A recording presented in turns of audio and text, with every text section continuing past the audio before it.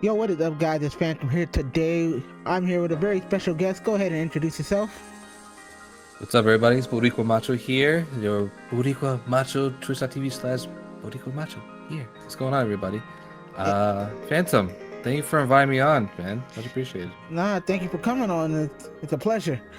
So we're here to talk about Final Fantasy VII Rebirth. It took us a while to all, comprehend what the ending was and all just the game in general, because it's such a big game.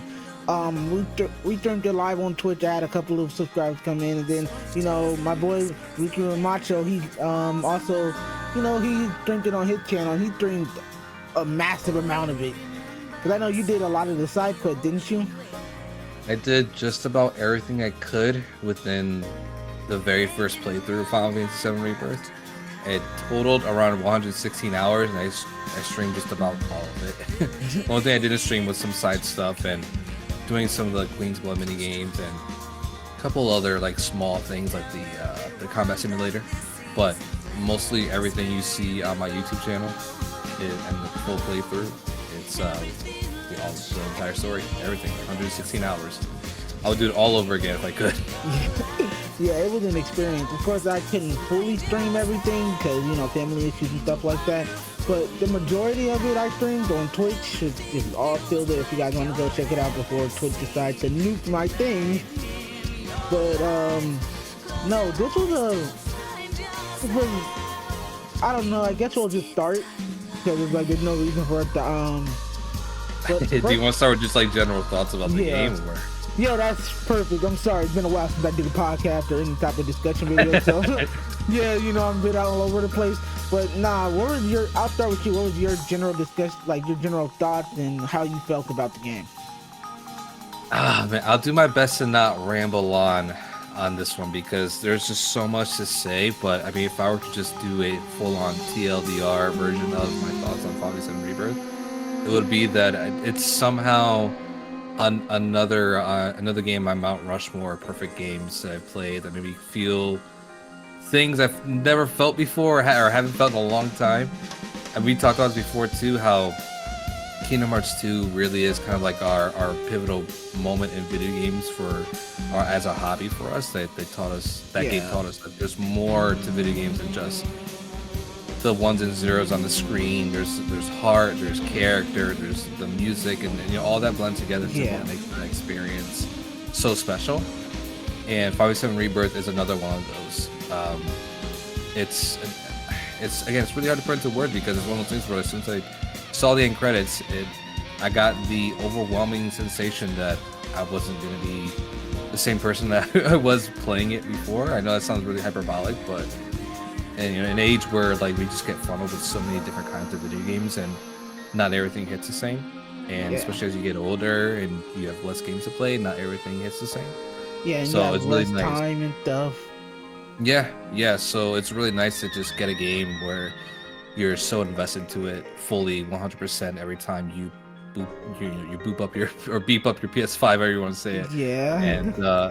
And you just start playing and you just get invested to the world and everything. So that's what, Final Fantasy Rebirth was another big moment for me. Where I was like, okay, not only is this like proving my doubts, being pushed away after a couple of disappointments with Square Enix, but it's fully cementing that I can still completely love this hobby and have games that's worth investing the time into.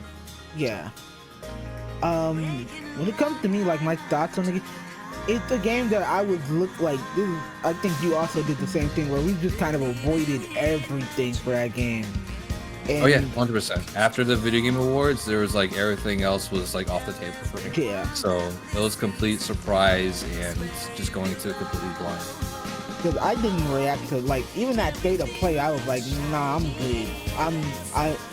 I was already sold on the game from gameplay stuff that I had already seen, and just from first of all, it was Final Fantasy, so I was automatically going to buy it whether it was going to be a terrible game or a good game because I love the series.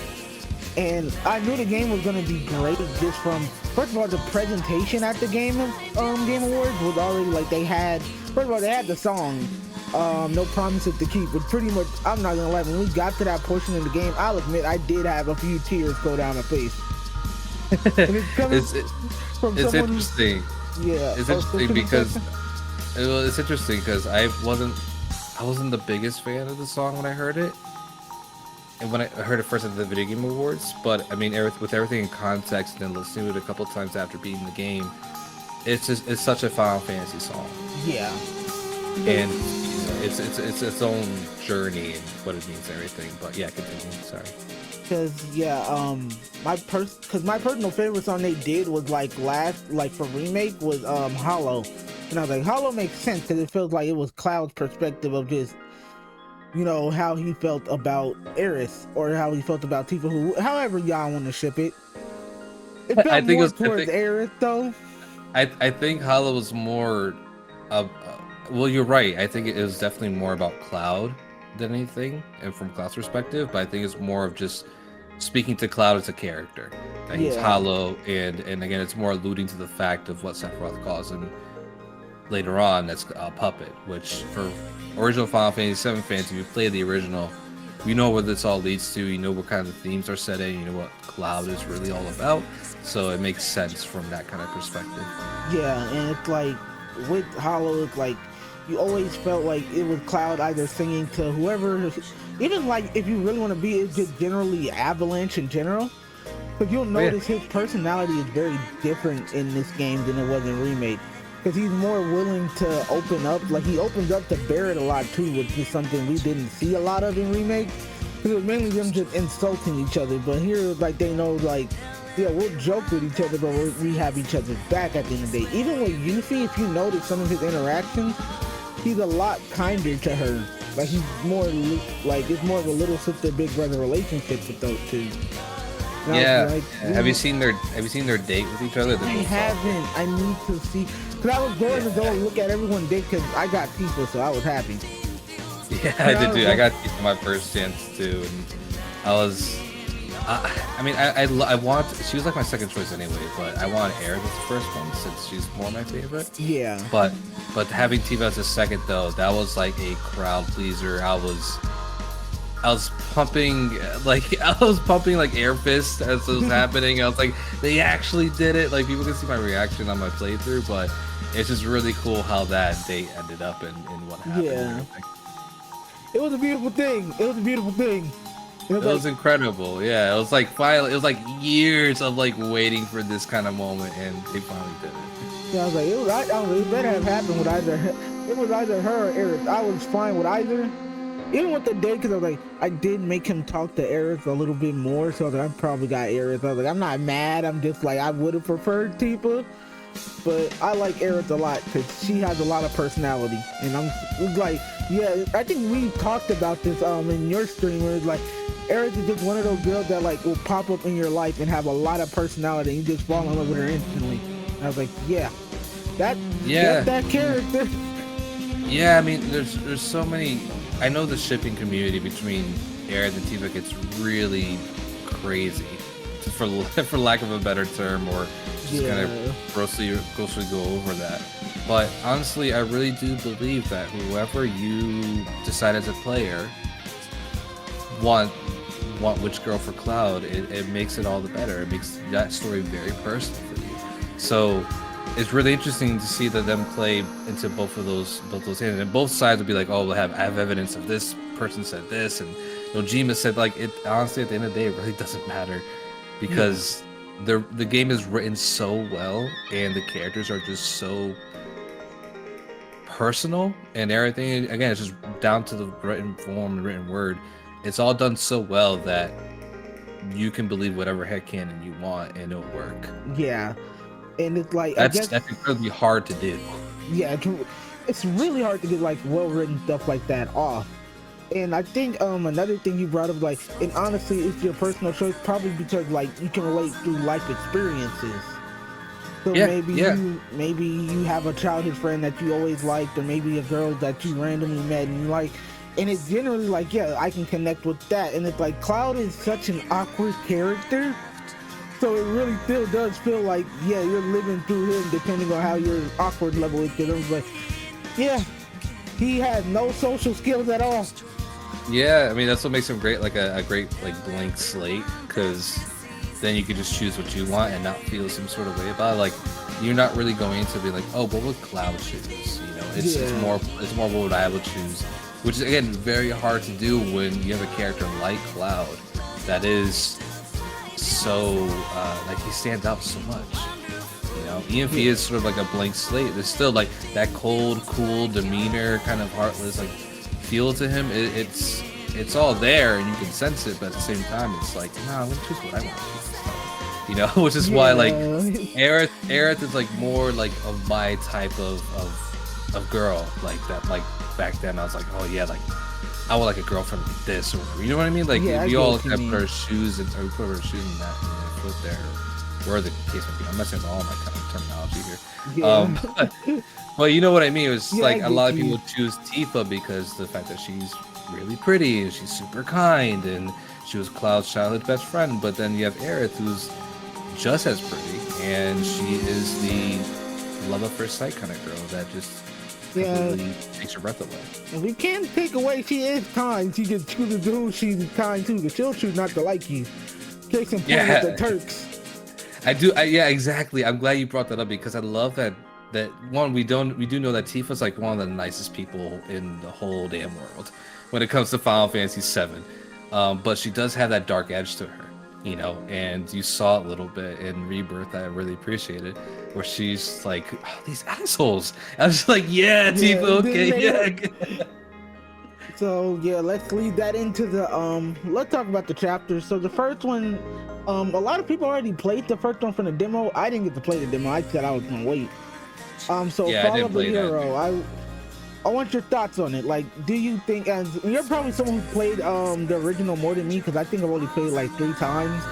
How do you feel how they you know, did their interpretation of that for the remake? For Nibelheim or just in general? We'll start with just Nibelheim, like with the whole beginning portion of it. Yeah, I mean, it was honestly a perfect. It felt like a perfect representation of what was going on, while at the same time throwing those hints and nuggets of like this reality is a little trippy, you know, especially when when the Shinra soldiers are being pushed down the river and like halfway through the chapter, and it starts glitching out. Yeah. So really, they're kind of just like throwing the different seeds of like of doubt and you know what they're gonna do with that. But I really enjoyed it. I don't see it was one of those freak out moments when they gave you the, you know, you start playing and they gave you the control of Sephiroth. Yeah. First time, I was like, what? Like, I had no idea about that. And then it was hilarious because actually my wife played the demo for me so that I can get the extra accessories and stuff like that. Yeah. And she was like, oh yeah, you're gonna love it. You're gonna love it. And I was like, okay, cool. I didn't know what she meant. And she meant like, yeah, it's because Sephiroth's a badass. I love playing as him in Cloud. I was like, oh, okay. I can see where you're going with this. I didn't have any experience with the demo. Like, it's like I downloaded it and I was like, do I really want to play this? And I never played, like I didn't touch it or nothing. I was like, nah, I can be patient. But it's like when we got to the Nibelheim portion, I was like, I'm starting to remember stuff. Because when I first played it, like when I was younger, I was like, this is awesome. I didn't know we get to play as Sephiroth because we never got, like, we got to see him there in the party, but it still felt trippy. And it's just really, it's an experience, especially if you play Crisis Core. Yeah. Because playing that and then you go back and you're playing this, like, yeah, now I'm starting to see why. Like, you're really playing an alternate universe where Cloud was put in Zack's place. Yeah, so, yeah, it's interesting because, you know, we always have the question whether how faithful Square is going to be to this remake, and with remake, you know, remake part 1, it was a great testament to just that they're really going to stick to their guns about this. But Rebirth was going to be the all-timer, right? Because that has a lot of people's favorite parts in it, with Cosmo Canyon and the Nibelheim flashback and Temple of the Ancients, like all that stuff, right? Yeah. Gold Saucer. But when it gave you control of Sephiroth, which is something you would be doing in the original anyways, because you're playing with a party of Cloud and Sephiroth. Yeah. That's when I knew. I was like, oh, yeah, we're in for a wild trip with this game. Because if they're gonna from the bat let you control Sephiroth and be as true to the original as like that, then everything's on the table. You know, who Yeah, knows what else they can put into the game? There, you're just like, oh, they're never gonna do this. Oh, they actually did it. yeah, they were not lying when they said it was like it's a rebirth, but they're still gonna be things different. And I was like, I kind of get what they meant. I kind of 100% understood what they meant. Because that was my one fear, like, is it gonna be like too much of the same, or are they gonna do too much of different that's gonna make the Final Fantasy purists angry? Because me, I didn't mind either. I was just happy we were getting a game that felt different. And then it was like, Yeah. we get to the portion where the fire happens, and it's wild how it looks so different. And we've seen this scene with Sephiroth in the fire so many different times, to where it's like, how do you improve on that? And somehow they did. Yeah, I mean it's in the subtleties for it, right? For us, like how much it's gonna really affect you. Because if you said, like you said, we saw that scene so many times already, and it's so iconic for a lot of different reasons. And they even recreated it in Having Children, right? When Marlene is talking about basically their point up to where Having Children is, you see that scene again, and they recreate it like perfectly. So like, how are they gonna improve on that one? The one thing they did that stuck out to me and still does to this day is when you see him smirking in that fire scene. It's like a horror movie villain. Like, yeah, and he does it twice. He does like a small smile, and then he picks his head up a little more, and he does another smirk at Cloud. Like, yeah, I just did this, and I'm just like, wow, dude. So not only they're making it so that he's completely shitty kind of evil, but he is insane too. Like, yeah, like you're not gonna find sympathy in there. Yeah, no, there's no redemption for him, you know. Yeah, and I love that, and the reason why is because it's like, and I always feel like I'm like, while Sephiroth like my second favorite Final Fantasy villain, my first one being Kefka from Final Fantasy VI, he definitely is taking up, like, I don't want to say a Joker role, but something a little bit, I guess I'd say Green Goblin-ish, because he has a personal vendetta against Cloud, and you can, like, you feel that. Yeah, well, this Sephiroth is a little different, really. He's more, he has a lot underneath his plans. Yeah. You know, and he's definitely have a bigger game plan, bigger fish to fry, so to speak. But this time, he's bringing out all the stops. And right now, he's always been my favorite Final Fantasy villain, starting with like Kingdom Hearts and everything. So to kind of see him really go above what he's been before is kind of insane. Like this Sephiroth, I am mortified by. Like that, you know, the moment when you're in Avengers Infinity War and then you see Thanos kick Hulk's ass, you're like, oh, yeah, our heroes are in trouble, man. This is how I feel about this Sephiroth. I'm like, this guy is transcending space and time, and he has a whole different kind of motive. I'm just like, yeah, people are in trouble, dog. Like, Cloud is in trouble. Yeah, like Cloud is in trouble. There's nothing that Kasich can throw out for his dice is gonna help with this one, bro. Yeah, we are in deep stuff right now. Yeah, we need something grander and something on a whole different level to actually come out of this okay. And you know, I think there's one of the character that can help with that, but that's in a later chapter. So now, like, as we finish the Nibelheim stuff, the one thing, this is like a story portion thing. You really felt there was some tension going on in the beginning of the when he's done telling the flag, because even people like, I don't remember Cloud being there. Oh yeah. And even Cloud is like, people, where's your scar? And I was like, I know this is gonna play back somehow, and we're gonna probably discuss this in later chapters. But yeah, you can start seeing like, yeah, Cloud's losing his shit at this point. Yeah, I mean, it was just like, it was his interpretation of it, which is again true to the original. But I do love the fact of when it flashes back forward to the present time, and they're all sitting in the room, and they're like, yeah, I do remember that time they said on the TV that Sephiroth was killed in action, whatever. And then Barrett's like, only dumbasses believe in that shit. And then Harry just raised, excuse me, and does that make me a dumbass? I just love, again, it's that little interaction. I'm just like, this is what I'm here for, dude. I absolutely love this. I think it was other people, like, I think, and shout out to Max, he's the one that brings up, like, the fun thing about this game and, like, Remake was that as much as we like the action and the combat stuff, we like seeing them interact. And that was, that was definitely a moment where, like, seeing them talk to each other like that is hilarious.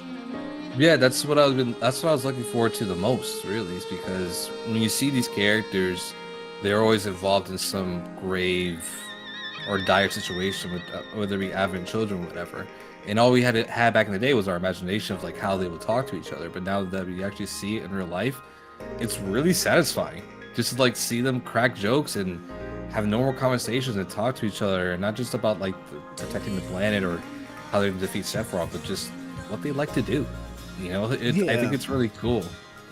My favorite thing is, like, I think this was back when in a flashback portion when you're like going in people's room, you have the option of going through her closet or not. And like when I did that. I did just see what they was saying. See, I did the opposite. What did they say? So what happens if you actually open up the closet in Tifa's room in the Nibelheim flashback? He opens it, and then Cloud immediately, in a defeated way, was like, yeah, I kind of opened it. And then Tifa and Aerith both say to him, you asshole! They kind of do the same. So fun. They kind of do the same thing when you don't open it, because he'll be like, oh no, I was joking. And Vera will be like, come on, man, I know you better than that. Yeah. So like, even if like you go up to it and decide to not open it, I guess you still get scolded. But I actually opened it, and she was like, "You opened my closet?" Like, I really just did, just because it would have been hilarious to just have that reaction to kind of like see it through. But like, for Tifa and Aerith to get the unison "you asshole" to Cloud was gold.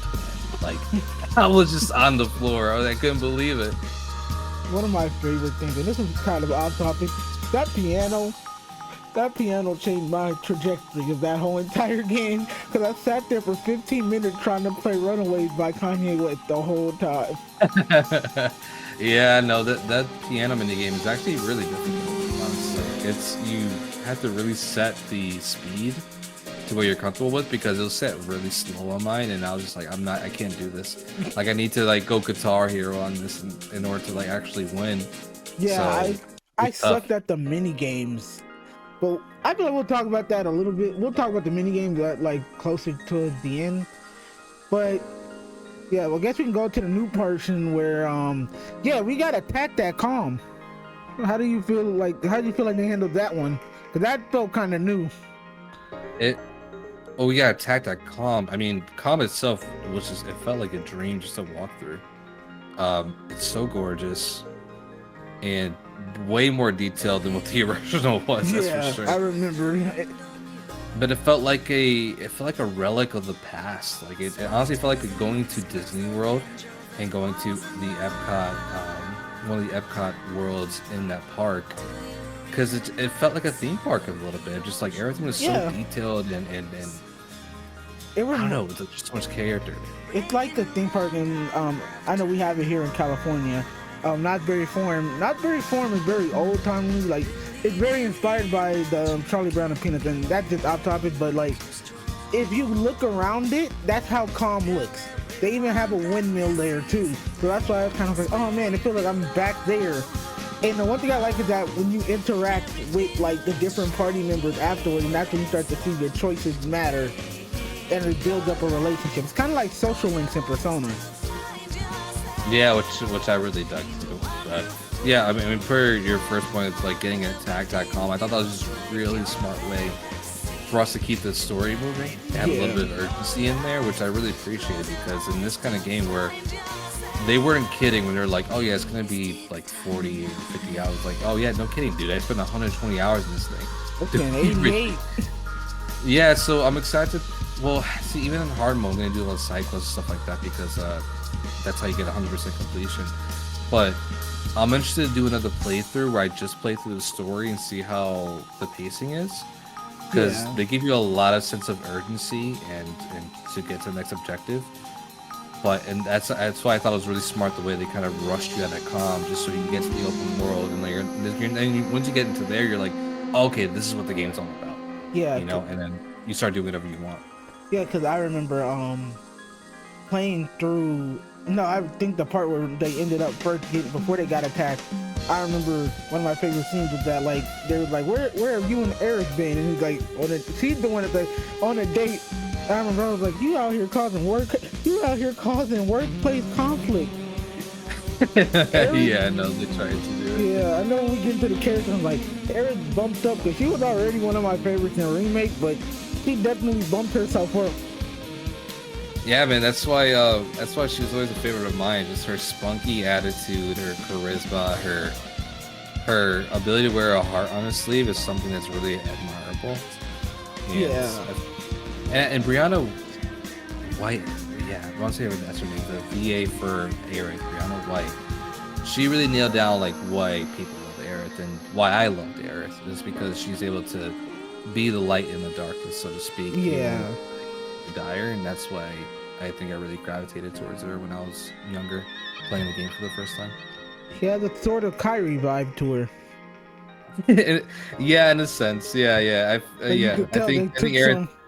I think Aerith has a little more charisma that I was attracted to, but yeah, regardless, yeah. So the next chapter was like basically the big open world. I was not expecting it to be that. I did not expect that game to be this big. But I know they said, like, oh, it's going to be a lot bigger. Like, oh, it's what it...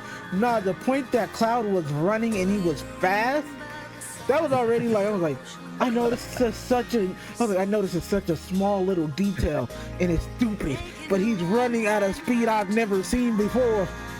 The whole time I was just going around and exploring stuff, and I was hitting stuff that I didn't even have to fight, but I was doing it anyway. Like, that's how big, and like my mind was blown just seeing that. Yeah, the scale is absolutely insane. I mean, I felt like I got like a bit of a sense of it through Calm, because that city itself was really big and very detailed and just gorgeous all around. But getting to the open world and seeing how big everything was, it felt like you would, like, this is what we imagined as kids playing for the first time, or playing Final Fantasy VII for the first time. It's kind of insane how they're able to take that same sense of wonder and enjoyment and surprise and put it into the scale at which this open world was. I was so surprised they were able to do that. One thing I like is that, and another thing I think I brought this up when I was streaming it. You can play this game all you want, but you can never say there's nothing to do, because every 5 minutes you either get lumped into a side quest, or you just start fighting bigger things just to see if you can win it or not. That's what I learned, and that was just in the beginning part of it. Because eventually it became such a routine. You go into a town and you were like, well, I don't want to leave without doing a side quest. What if this happened? And that was me the whole game. I was like, I said I was only going to do one chapter. I've sat here and done most of the side quests in 100% of the town.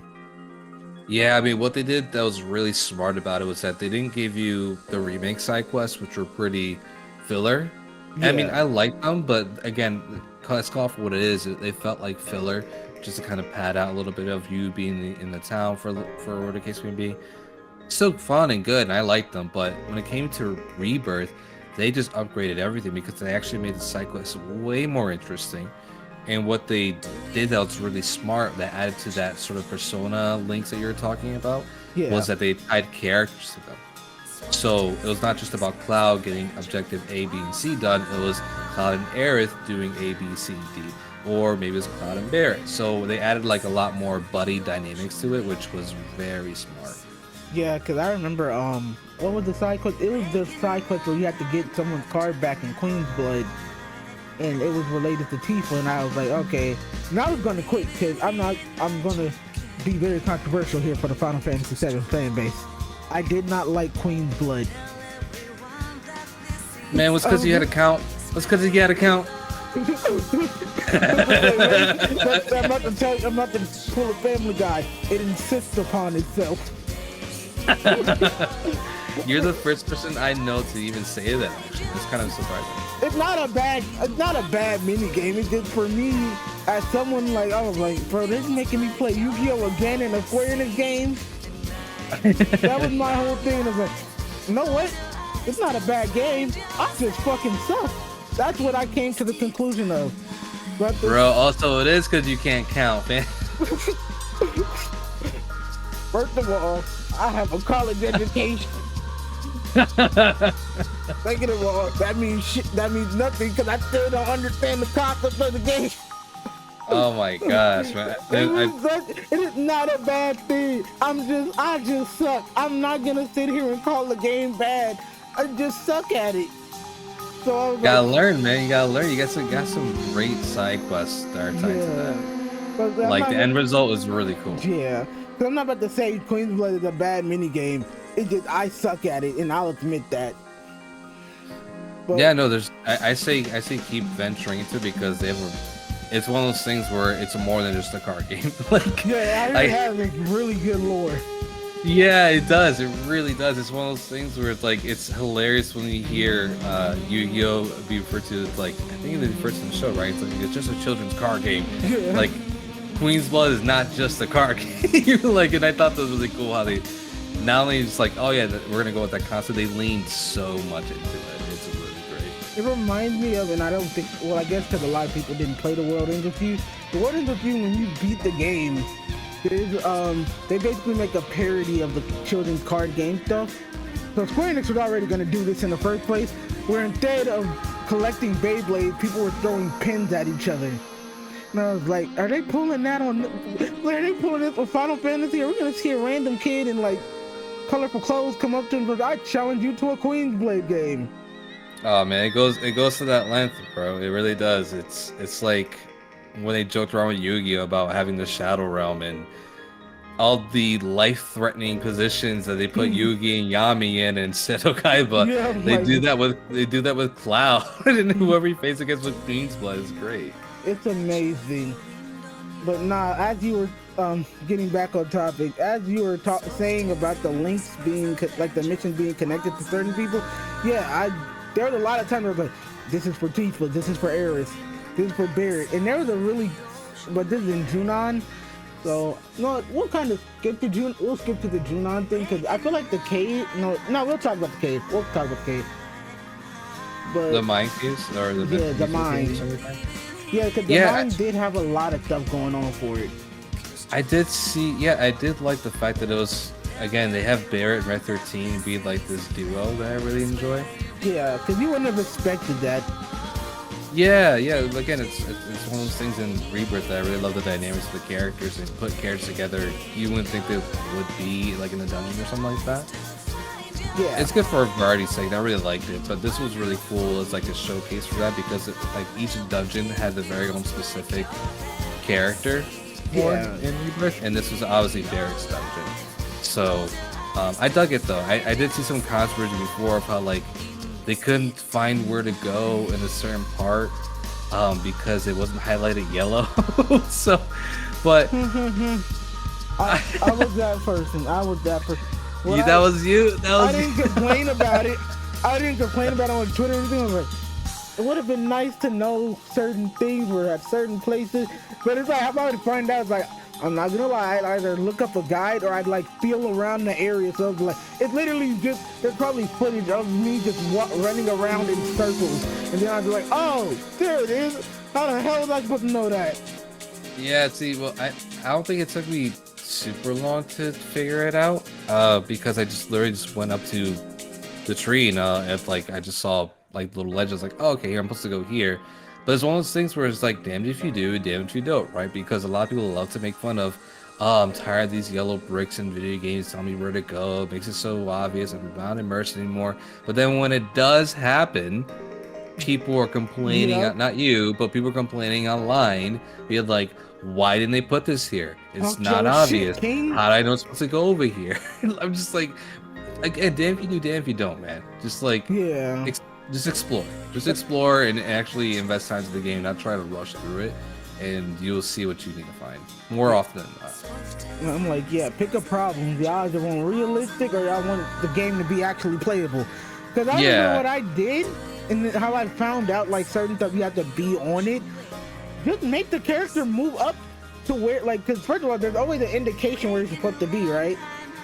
Just make the character, and usually they'll climb up it or they'll say, I can't go this way.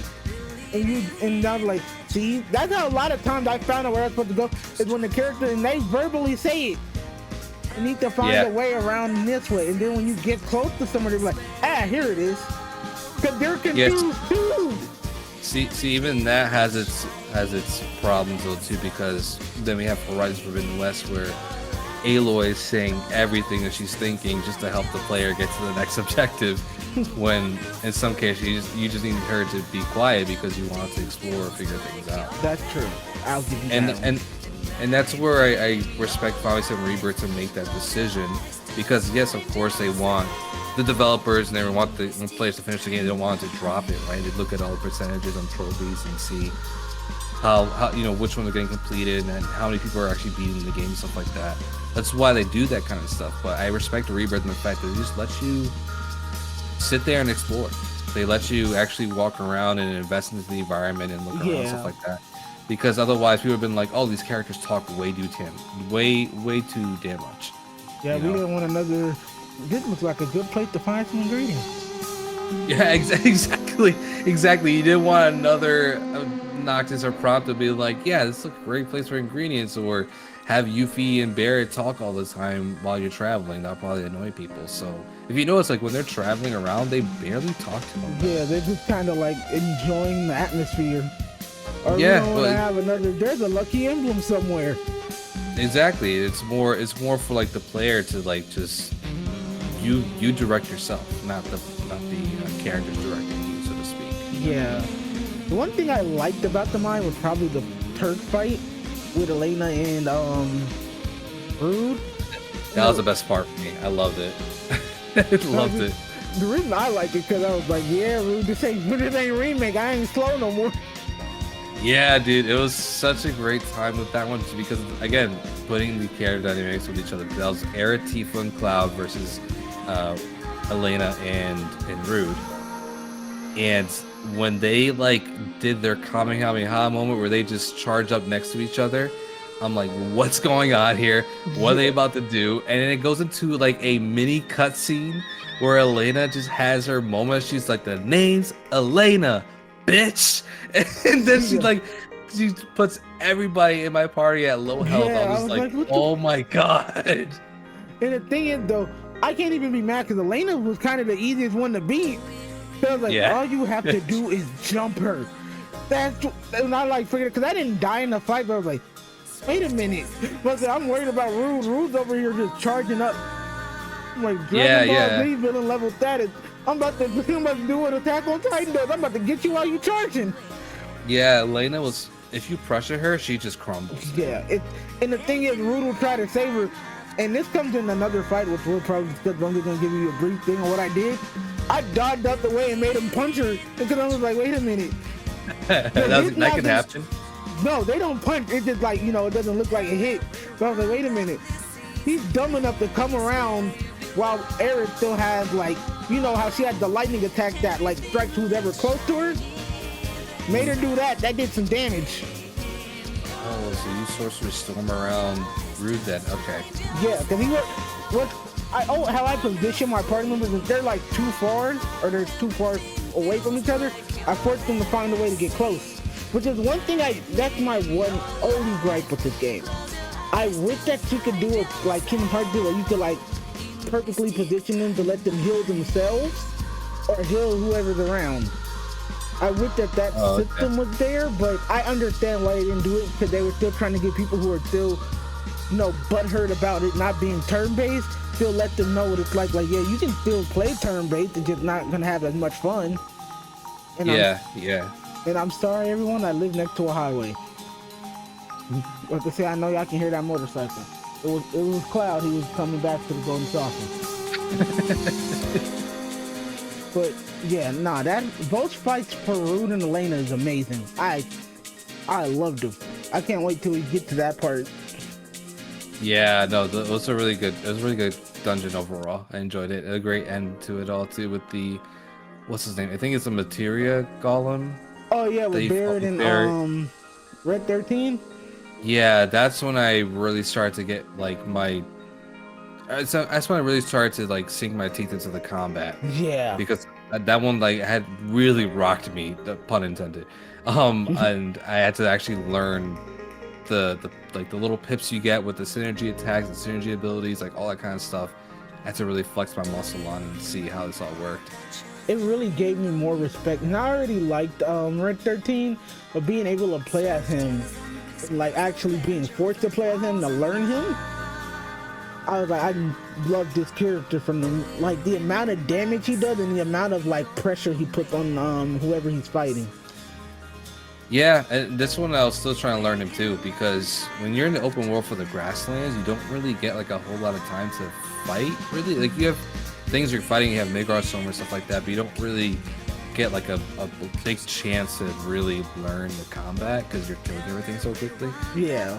So this one I really like, again, sunk my teeth into like how he played and what he needed to do and how to use vengeance gauge and like all that kind of stuff. So, but then that's when I also learned that Barrett is OP because his ATB management is insane. Yeah, it's fucking amazing. Barrett was one of my it didn't matter like if he could be chosen, I always had him. Like it was either Cloud, Barrett, and Tifa, or Cloud, Barrett, and Aerith. But of course, I always changed it up every once in a while. But yeah, he was always on there. Yeah, I mean, because his abilities are so good, especially for late game stuff. Yeah. They're incredible. He has high HP. He has one of the strongest defense in the entire team. His ATB rate is insane. His distancing, like... Yep. Lifesaver, Steel Skin, the other one that makes his ATB actually go faster, I forgot what it's called. I think it's called Lifeblood Cannon, was one of his last ones. I didn't know he had that. Oh my god, it does so much damage. The thing is, Red 13 has one too, it's called Reaper's Touch, where the less amount of HP that Red 13 has, the more damage he does, and it is absolutely insane. And then Bear has the same thing where he can just, I think it's based on his life count at that point, how much damage he does, but man, it's nasty. The amount of damage you can dish out with both of them. Yeah, so I don't know, it was probably that was probably my favorite boss fight. Well, there's a lot of better ones, but that was like my favorite one for the start with. It was fun. Yeah, I mean, I think we can say like for nearly all the boss fights in Rebirth that they match the energy of Remake, which is something I was scared about. Yeah. Because Remake had like these multi-layered boss fights that are super cinematic and fun and elevated. Each phase elevated right after the other. So I was scared that Rebirth was not going to have that, but thankfully it did, and it was a lot of fun. All the boss fights really did feel like a movie. I'm not going to lie to you, sir. It felt like having children, man. Yeah, for real. There's going to be a portion when we get to the end. Yeah, it felt like having children. It felt like what I wanted from Kingdom Hearts 2. Like Kingdom Hearts 2 to me still has like some of the best boss fights in all of video games. Yeah, some of the cinematics for KF2 with their boss fights is insane, absolutely insane, and ridiculously fun. And I think Rebirth is definitely like close to that. So chapter 4 with Junon. How did you feel about the? Cause to me, the beginning portion of it felt pretty boring. Junon, let's see. So I mean, again, it's another area that's just really beautiful to look at. Yeah, it's gorgeous and bigger than I was expecting too. Like much bigger than I was expecting. But I mean, what part were you bored? Was just like getting into the Chocobo town and kind of fixing the carriage, or was it exploring? I'm not gonna lie to you, I did not fix that carriage. Here's the thing. I got to the point where he gives you the map, right? Yeah.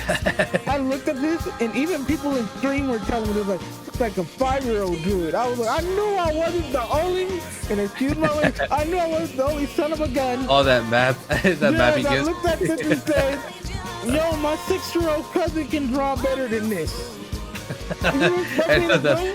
Fine, yo, carrot pieces. You got me screwed all the way to Sunday if you think I'm about to look for these. Yeah, because he woke up a bum. That's why he was just chilling on his bed. And he was like, "Yo, give us some maps so we can find you." So he's like, "All right, here you go." And The it rest was of a the kid's quest, drawing. the rest of the quest, awesome. Then you get to that part, I'm like, you gotta be fucking kidding me. I'm like, do you think I'm 7 years old? I don't know this map. Yeah, I mean, it was. I didn't mind it. Because I know it was an Aerith quest, so I was gonna do it regardless. Yeah.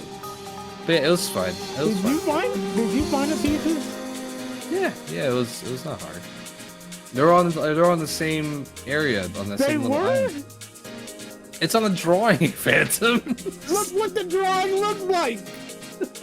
Yeah, X marks the spot. Like if you looked at it and you saw like there's like the windmill, like so it. I mean, I could tell where it was. It wasn't really too hard, but You know what? I'm gonna give you that. All the other side quests I liked going to go find Salmon because we got the greatest song of all time. Bow wow wow bow wow wow. And every time I sing that, my wife rolls my eyes at me because it's such a good song. I was like, I should not be jamming to this, but I am. It's a bop, dude. Especially the battle version for it. It's absolutely amazing. And again, this is one of the side quests I rolled my eyes at. Otherwise, it was a good storytelling point because you learned a little bit about. It was more about like a side quest on how Barrett misses Marlene and his a parenting role, what they tied into, which is really nice. But they fit into like this follow the dog side quest that I was initially rolling my eyes at, but then that song started playing. I was like, oh, okay, damn. Oh, all right, damn. And then hello, little sand. I was like, whoa, okay, all right, okay. So we're getting some. I was like, what makes me like, and then you'll notice this kind of general theme in the game. If you have like kids in your life, or like you're very close to kids, because I work with kids, and like I have my cousin who's basically like my niece. I was like, it does make you be like, oh, because anytime they mention Marlene or whatever, it's like, oh, I know I'd be sad if that happened. Ooh. Yeah. Because it's like, they're definitely having that thing. Because even when Cloud talks, he's like, oh yeah, I left the house at 14. I was like, yeah, he was a 90s child. He was a 90s child. He said, fuck it, I'm out. Yeah.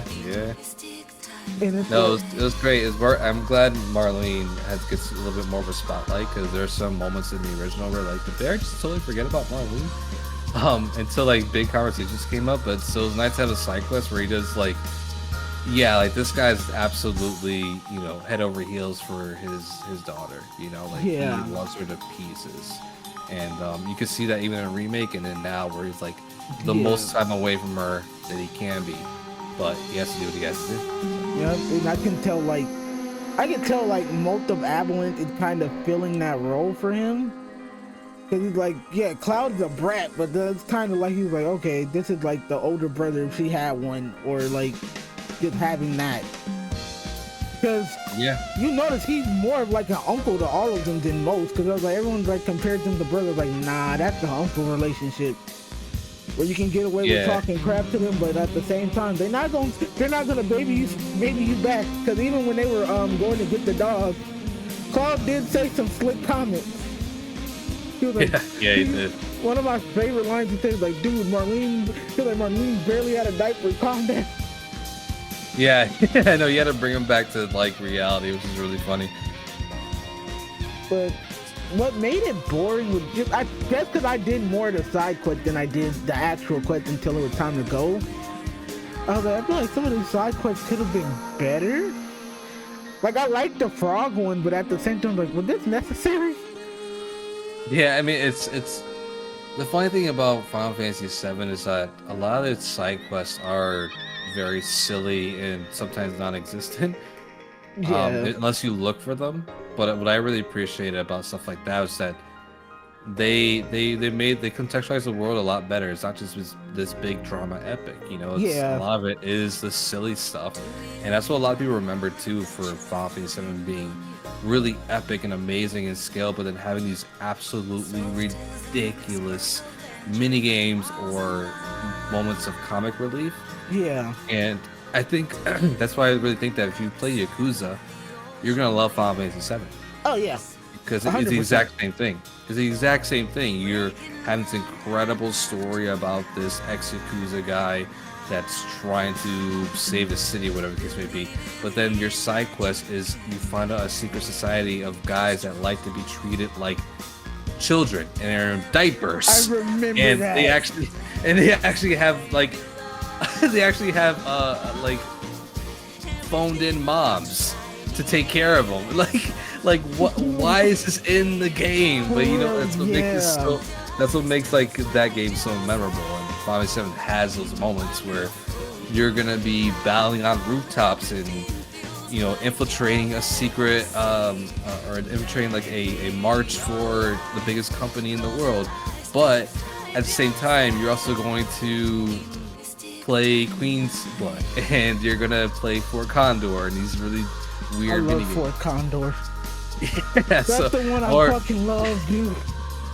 Yeah, so like it's like those little stuff that we're just like, why it's in the game, but then you're like, okay, it's because it makes this game even more awesome. That's why. I think I like what you're saying, and I feel like, yeah, I did eventually have the moments like, Phantom, just have fucking fun, dude. Yeah. You spent $70 on this game. Enjoy it while it's here. And I was like, I did have that moment, and then it's like you telling me, it's like, yeah, what the fuck is wrong with me? Just have fun, dude. No, I mean it's valid because like it's another perspective though. So like I understand it, but there are times where like I feel like we get so caught up in like the conversations of being critics and whether what's good and what's bad for games, where we just forget to have fun with them. Yeah. And that's why I really love when games like Final Fantasy Rebirth come around. Are just like, no, not everything has to have a reason to be there. Obviously it does because it's, they spend time and money and resources and a lot of thought into it, but it's more just like, just have fun, and that's the beauty of it. And I feel like that's why I like 7 Remake and 7 Rebirth. I'm sorry. There was as much as I said, I didn't like the frog game. When you get to don't get me wrong. Don't get me wrong. That frog mini game is bullshit. that Fall Guys mini game is. What made me mad was that I was like, nah, I'm not. I think what made me mad, it wasn't that it was there. It was that I became competitive with it. I was like, nah, ain't no way. And I used to just, no, you can look in the streams. You can look in the streams like, nah, that's bullshit. Retry. Immediately, like, nah, I'm doing that again.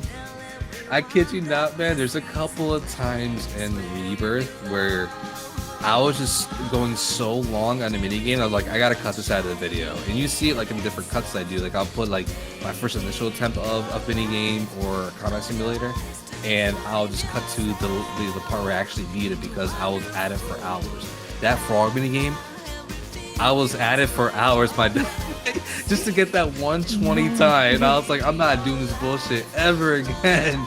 But I think I have to do it again to get like 100% completion now. It was like, I love the cutscene that came afterwards where people threw Cloud in and he became a frog again.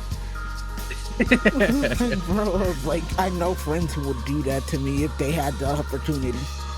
Yeah, again, it's another one of those character dynamics that's really cute, right? Where like even Tifa plays into like the ridiculousness of everything, and she's having fun as well, which is really cool. But nah, Junon. Oh wait, we forgot to talk about one of the most awesome things ever: riding a fucking dolphin. Yeah, dude. Oh, what a that was one of the dopest shit. I was like, I'm gonna name this dolphin Larry. Yeah, that dolphin mini game was fun as hell, dude. You know what game? I loved it. You know what it reminded me of? I don't think a lot of people played it. There's an old game on Sega Genesis called Echo the Dolphin. That was all I would think about. Like, this is my Echo the Dolphin moment. Now, one thing that pissed me off, I didn't know we weren't supposed to hit into things. I thought we were supposed to make him go faster. It was until I noticed, like, I think he's actually getting hurt from this. Yeah, it's you have to hit the balloons to feel that little gauge that he has, and then that gives him the boost and everything. Yeah, so it's really cool. I like it because again, it's definitely a how the hell is I supposed to know it moment, but when you get it and you get him like going better, like this is the best shit ever. I'm never leaving. It's so much fun. It's so much fun. Like, I'm never leaving. I don't care about the rest of the planet. I'm gonna keep riding dolphins. It's hilarious how they actually made that into a full-blown like racing like minigame. I thought it was incredible. Yeah, they did such a great job. But now we can finally go to the mission that gave me the multiple headache because I did not understand how we were supposed to get a good score in it. The giant parade for Shinra. Yeah, I mean, that one I had to redo maybe 2 or 3 times to actually get the perfect score and to get the trophy that came along with it, actually. Because I didn't realize that there would be different cutscenes if you didn't fully see the rating for when people were watching. You actually get different cutscenes. I didn't know that. I kept restarting until I was like, if I get a B, I'm okay with it. That was at my point. Yeah, well, like, because at the first time I didn't get everything perfect, obviously, because you need to do it a couple times to like really know what you're gonna press and when you're gonna be pressing it. So the first time I played it, I ended up getting second place, I think it was, and Roche won. So he's the one that actually had like the Shinra MVP award, and he went up with his motorcycle and everything and did his whole spiel.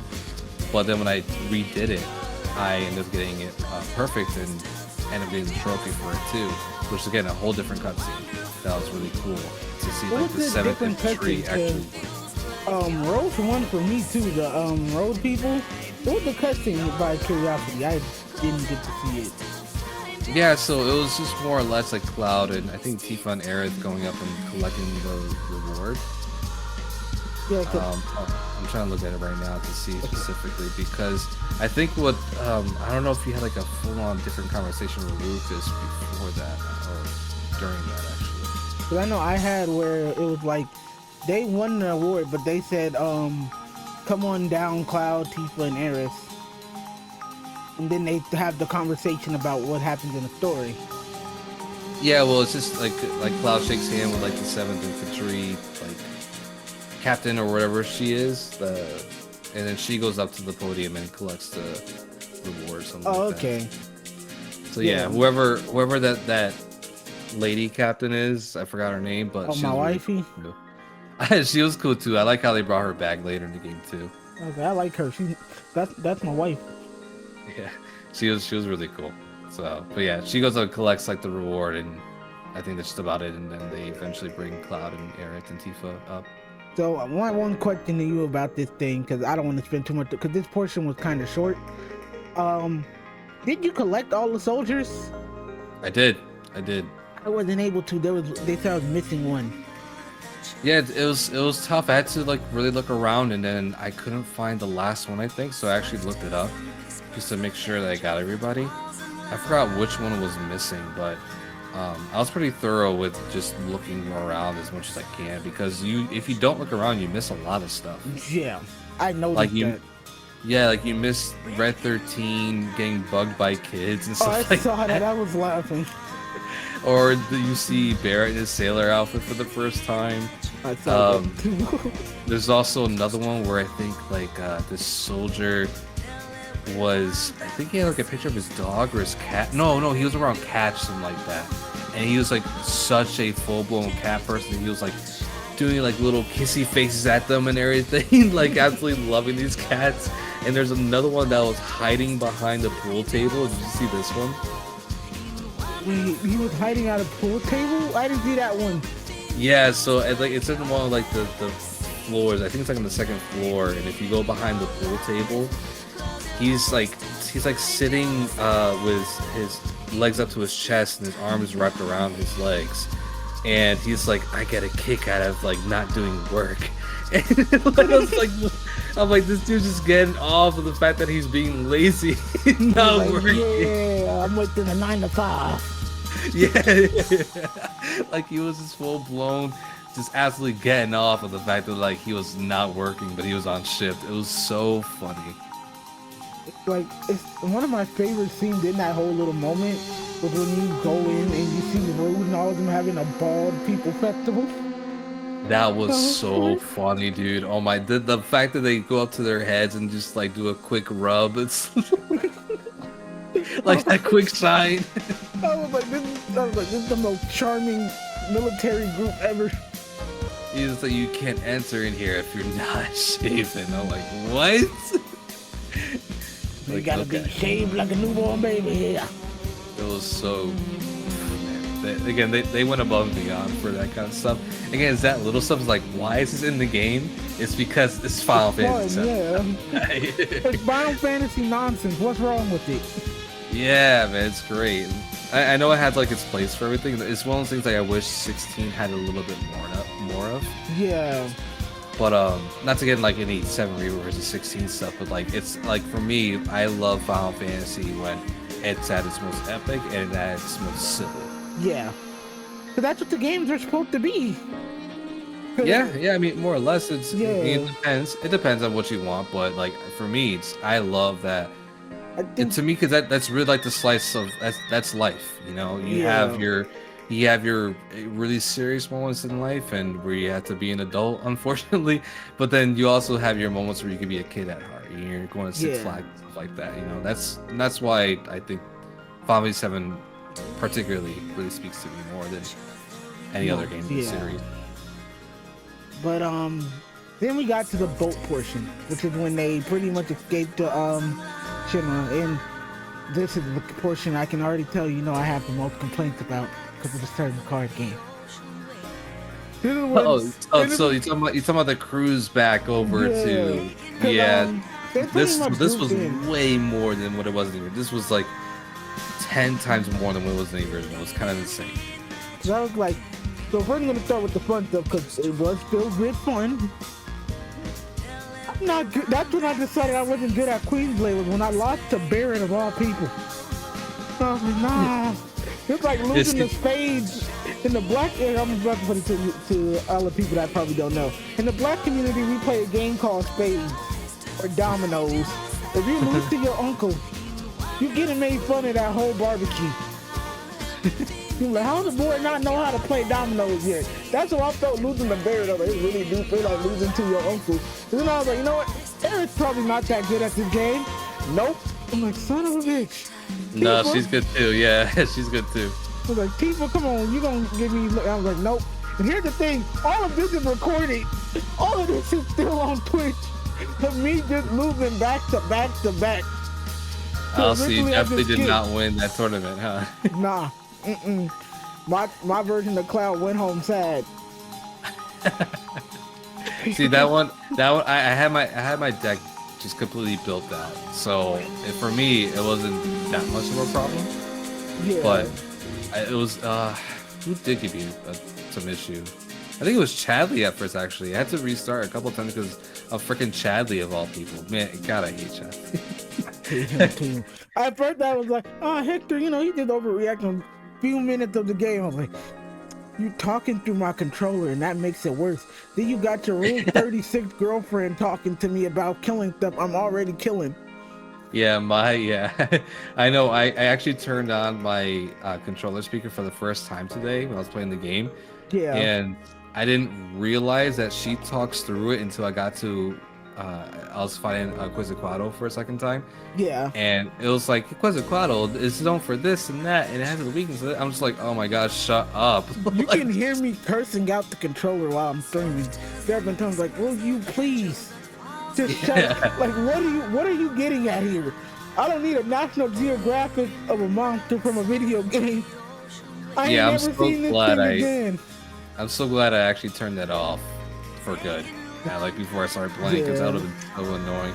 The Chadley, it's more of like a funny insider joke at this point for me. Yeah.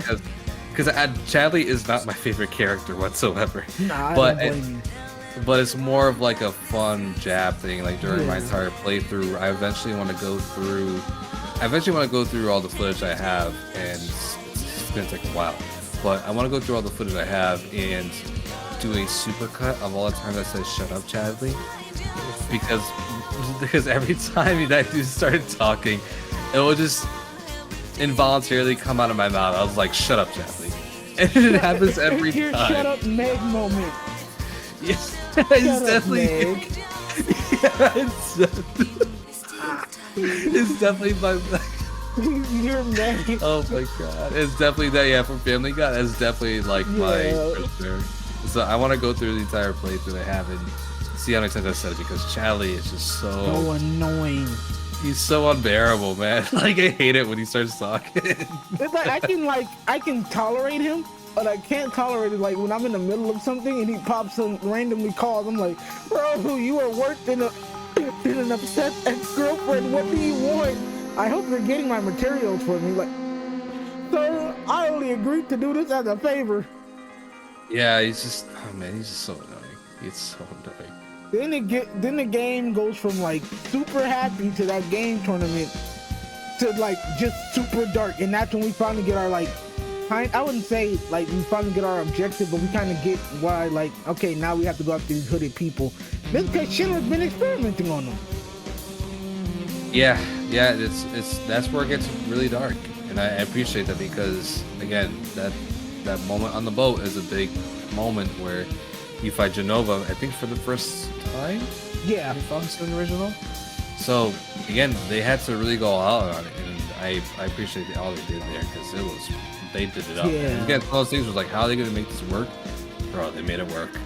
They made it super creepy and yeah, a lot because it of fun. freaked me out. It freaked me the hell out. Yeah, and then those experiments too that you're talking about were just absolutely unnerving and just looked disgusting. Like you could tell him the more I went back to his roots of like how he used to draw monsters before he became game director, because he designed most of the Final Fantasy monsters before he became a game director. Yeah, I think he started out with 5, I want to say. I think it was 5, yeah, 5 or 6. You're on the money though. You're on the money. Yeah, or he was a monster designer for 5. I know he was for 6, but I think he started with 5, and then that's when he started to get a little bit more of a say. You know, when they started doing 7. Yeah. So I was like, how are y'all gonna? Because I'll admit, Final Fantasy 15 had the best looking monster designs when you went into caves, like the zombie samurai dude and stuff. So like, I wonder how they're gonna top this. They immediately said, They said, Remake. Nah, we gotta put our guns up when it comes to the designs.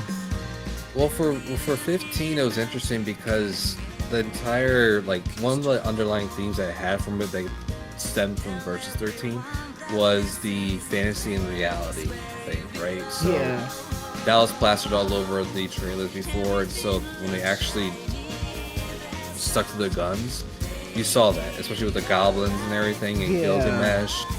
So it was really cool. But for 7 and Remake and Rebirth, the designs are super funky, dude. Just like look at the original MACHOS design in 5.7 original, and see how wacky and kooky it all looks. And we were the fact fighting that a house. Perfect example. Remember that. Perfect example. And the fact that they were able to do that in tenfold for this game was just incredible. I expected nothing less after playing Remake, honestly. Yeah, and there was no. I'll admit, and I'll say this. A lot of times in Remake, I felt like it was the game's fault why I lost. Every time there was a boss fight, I kind of feel it was my own mistake for Rebirth. So I was like, okay, they're not making it unfairly hard. They're making it be like, okay, you made this mistake of not healing at this time or not properly leveling up. And it's not like in your face about it. It's like, okay, then reevaluate your strategy. Because you can still win a lot of fights even being under leveled. Yeah, it's because they give you so many tools, man. They give you. I mean, think of all the stuff you got. Not only are you managing ATB bars for 3 people, right? Yeah. You're also managing all their abilities, and then next you got the synergy abilities, and then the synergy skills, which add another layer to it, and just trying to figure out what you're gonna do with everybody and how you're gonna keep them healed up, how you're gonna keep them not having status ailments, all that kind of stuff. So they made the game harder. I would say like the game is harder than Remake in my opinion. Way harder. So I'm looking forward to seeing how that's going to change in hard mode and Rebirth, because Remake I thought its hard mode was pretty hard. Yeah, it was. I don't know. The first time I beat Remake, I think it was you who brought it up because I didn't know you could like, you know how you have Kira and you can go to Kiragua and Kira and stuff. I didn't know you could do that. I thought that would be unlocked when this game came out. And you were the one who was like, yeah, you've been practicing for hard mode for it. And I was like, I didn't know. I would be lazy without noticing. Yeah, I mean, for hard mode in that one, it's just you can't use items, but every time you go to the bench, you'll be replenishing your MP and HP. Oh, so it's more about MP management. Oh wow, right? That's crazy. I didn't know you could not use items. Yeah, so that's a hard mode in Remake, but in a Rebirth, you can't use items, and your MP does not replenish when you rest at ends or anything like that. It only your HP replenishes. And how do you get your MP back? So, so how it's gonna work from what I'm seeing from the outside looking in and looking at all the different abilities, that if you notice, a lot of your weapon abilities have MP regeneration. Oh, that makes sense. So it's not just about managing your MP so that it's the most effective at certain times, but also just being really good when it comes to the combat and learning that parry system so that you're not abusing Karaga and all that kind of stuff. That makes sense. Yeah. I mean, they leveled out magic too, because you're not going to be throwing out Blizzagas and Faragas and, Quakeagas, or like it's no tomorrow. Yeah. Because you need 2 ATB bars for it, and it's a crap ton of MP. So if you're going to use it, you better make sure that 1, it hits, and 2, it's at the best time possible. Yeah. Oh, that timing's got to be crazy. Yeah, especially for like super balls and stuff like that. You want to make sure that you're getting the most damage out of it, and it's gonna do damage. It's gonna do damage, dude. Because I did Blizzaga a couple times with Aerith, bro. Yeah. It demolishes the HP. It's almost unfair. Yeah. But then you realize that it costs like 26 MP to cast. That's wild. But the last portion I want to talk about when it comes to the boat mission. The cutscene we got where he shot one of the hooded men. I kind of feel bad for the soldier that got because, again, I think you brought this up in your last stream, how they had Geostigma. So it's like. What, say it again. Sorry about that. I think you brought this up in your last stream that most of the hooded people have Geostigma, or the cellular degeneration from Advent. Yeah. I mean, it's weird how I'm not really sure, because I think it is cellular degeneration, and initially I thought it was Geostigma because of all that. I mean, it could be both for all we know too, but it seemed like it'd be more cellular degeneration from what they're talking about, and then the after effects is, at least from when we got like after Final Fantasy VII, the original, that's when Geostigma came about and started affecting everybody. And I think Marlene or someone described it as like the planet's way of punishing people after taking so much from it. So yeah, cellular degeneration seems more of like a cause and effect from Hojo experimenting on these people, rather than just the planet's response to what's happening. I always thought, because I always compared it, because everyone would usually ask them like, how Cloud got his strength like most soldiers do. I always say it's like a super soldier serum just not working out properly. Yeah. I mean, it's interesting, because if they were setting up for something like Geostigma, where you see an avid children, or at least these are like the consequences of everything that's happening after Final Fantasy VII. Yeah. It's interesting because it kind of paints it as like kind of a really bleak ending, So I've seen Maximilian talk about this, where it's like, what if Final Fantasy VII Advent Children was the bad ending for the Final Fantasy VII story? I can see that. It's an interesting concept, to think about and to kind of like really theorize that Final Fantasy VII Advent Children was the bad ending. So what if Final Fantasy VII Remake trilogy could actually give us the good ending? So yeah, because I always give this comparison, because it's kind of off topic too. Because in the Ultimate Universe for like Marvel, whatever, there's Super Soldier Serum is what created the mutants. So Wolverine and all that, he was created from his healing factor was made from essentially a bad version of the Super Soldier Serum. So I was thinking like Geostigma and all that probably happened because what could possibly happen in the third Final Fantasy is that, alright, the war happens, right? Rufus wants to create more soldiers like Cloud and like Sephiroth, so he starts messing with Genova cells again. But it has a negative effect and starts affecting people similar to Geostigma. And that's what I was thinking was going to happen, or what could happen. It's a theory, but it's a lot of validity to it. So we already see just how unhinged he is right now about that war that Glenn was telling him about, which we'll talk about that a little bit more later. Yeah, for sure. But let's get to the last thing. Now we're at the Fool's Paradise, which is Costa del Sol. Nah, this part was incredible. I love Costa del Sol. I love everything about that place. Again, I've seen a lot of conversation about it where like they packed in so many mini games into this one place, and made it like, and they made it so that this one place you spend so much time in and really brought the story to a halt. But again, it goes back to what we were talking before. Like, you just gotta have fun with games, dude. Like, I get the story is like really immediate, but just have fun with it. And this is what this was doing. It's like you just experienced a freaking alien on a cruise ship. Yeah, there's and you saw horrific experiments that you just fought. Forget about that for like 5 seconds and try to come back to reality. Have fun at the beach, you know. Just like let's stop trauma bonding and let's get back to the fun. Let's get to the fun. Yeah, let's stop trauma bonding and let's just have some fun and relax. Let's see the big military dude in the sailor suit. Yeah, or like, but again, you get back to a couple like really cool stuff that they planted to see in a remake, like the Shinra employee, you know, that was pretty staunch about his job, and you saw him on the train. I think it was like chapter 4 or 5 in remake. Oh, when he quit his job. Yeah, and then you see him again in Costa del Sol, where he's like, I think he's like on a business trip or something like that. That's how he gets introduced. And he wanted to go visit his daughter, and they was like, "You gotta come back." And he's like, "No, I quit." I was like, yeah. I was this close to kind of tearing up, like, that's right. You don't take that abuse from them.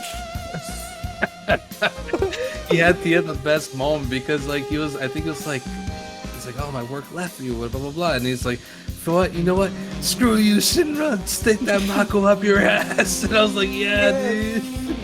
I was rooting for him too. I was like, that's right. It's little moments like that. I was just like, oh my god, this is what makes this game so special. On top of all those mini games in there, I really dug the Red 13 and Rocket. Yeah. One thing I did, this is another character I hated with a burning passion with Johnny, but they made me actually care about this motherfucker. Bro, Johnny is awesome, man. He's trying his best, and I'm like, you know what? You trying. That's why. At least I was like, you may have been an asshole in remake, but I can deal with you now. Yeah, he's such a lovable dork, man. I love Johnny. Yeah. He's great. And it's even better he's voiced by Yuri Lowenthal. It's bad because I know so many characters, like, all I can hear is Ben 10, Sasuke, Spider-Man, and Yosuke from Persona all talking to me at the same time. Yeah. It's even worse though, just this dude. But I love like that he has his own little storyline here. I think it's really cool how he has like this, oh yeah, I have my own hotel and my own shack at this place, and you know it's gonna be bullshit because it's Johnny. Yeah, it's Johnny. Like, bro, you didn't give us the hotel, you gave us the shack. Yeah, it's straight up like a piece of trash, but I love how the group is like, oh, we'll help you out actually setting this thing up, and so you can actually get like a good hotel going now.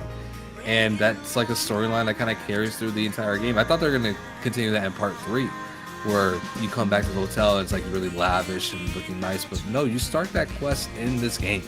I didn't benefit. I mean, I didn't either. I think it's like the overall objective, like the overall 100% objective for this game. You have to collect like 88 different stuff. Because at first I was like super open to doing it. And then it was like, I got to the portion where you like go to the old factories. I was like, I'm good.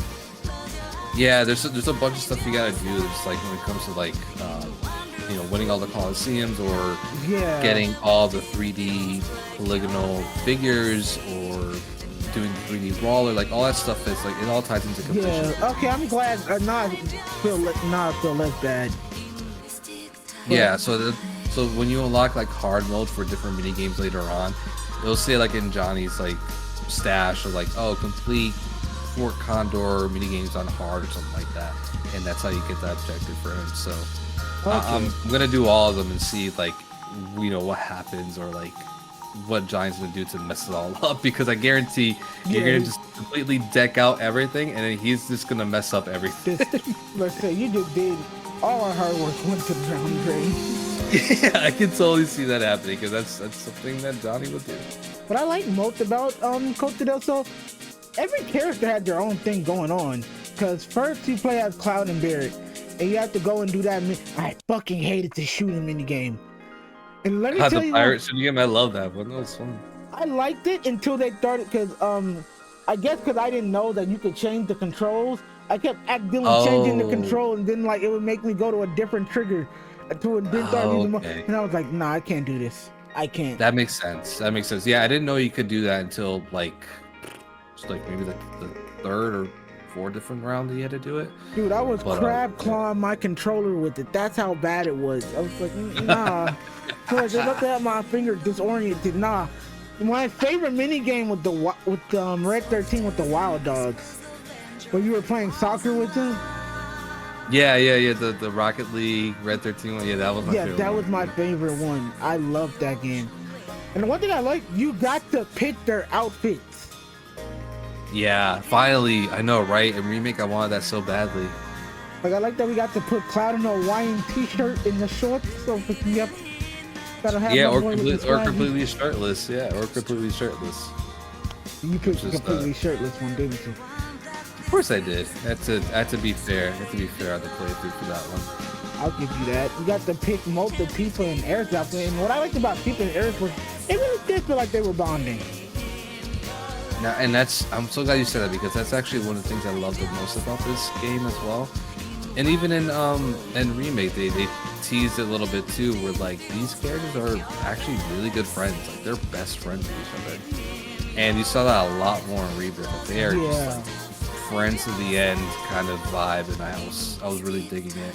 So when they had like their own little side quest here in Close to the Soul, it was such a vibe, man. It was so good. It was a lot of fun. I think the director said he wanted to focus on both of them having a relationship, rather than like in the original where they were just there with each other.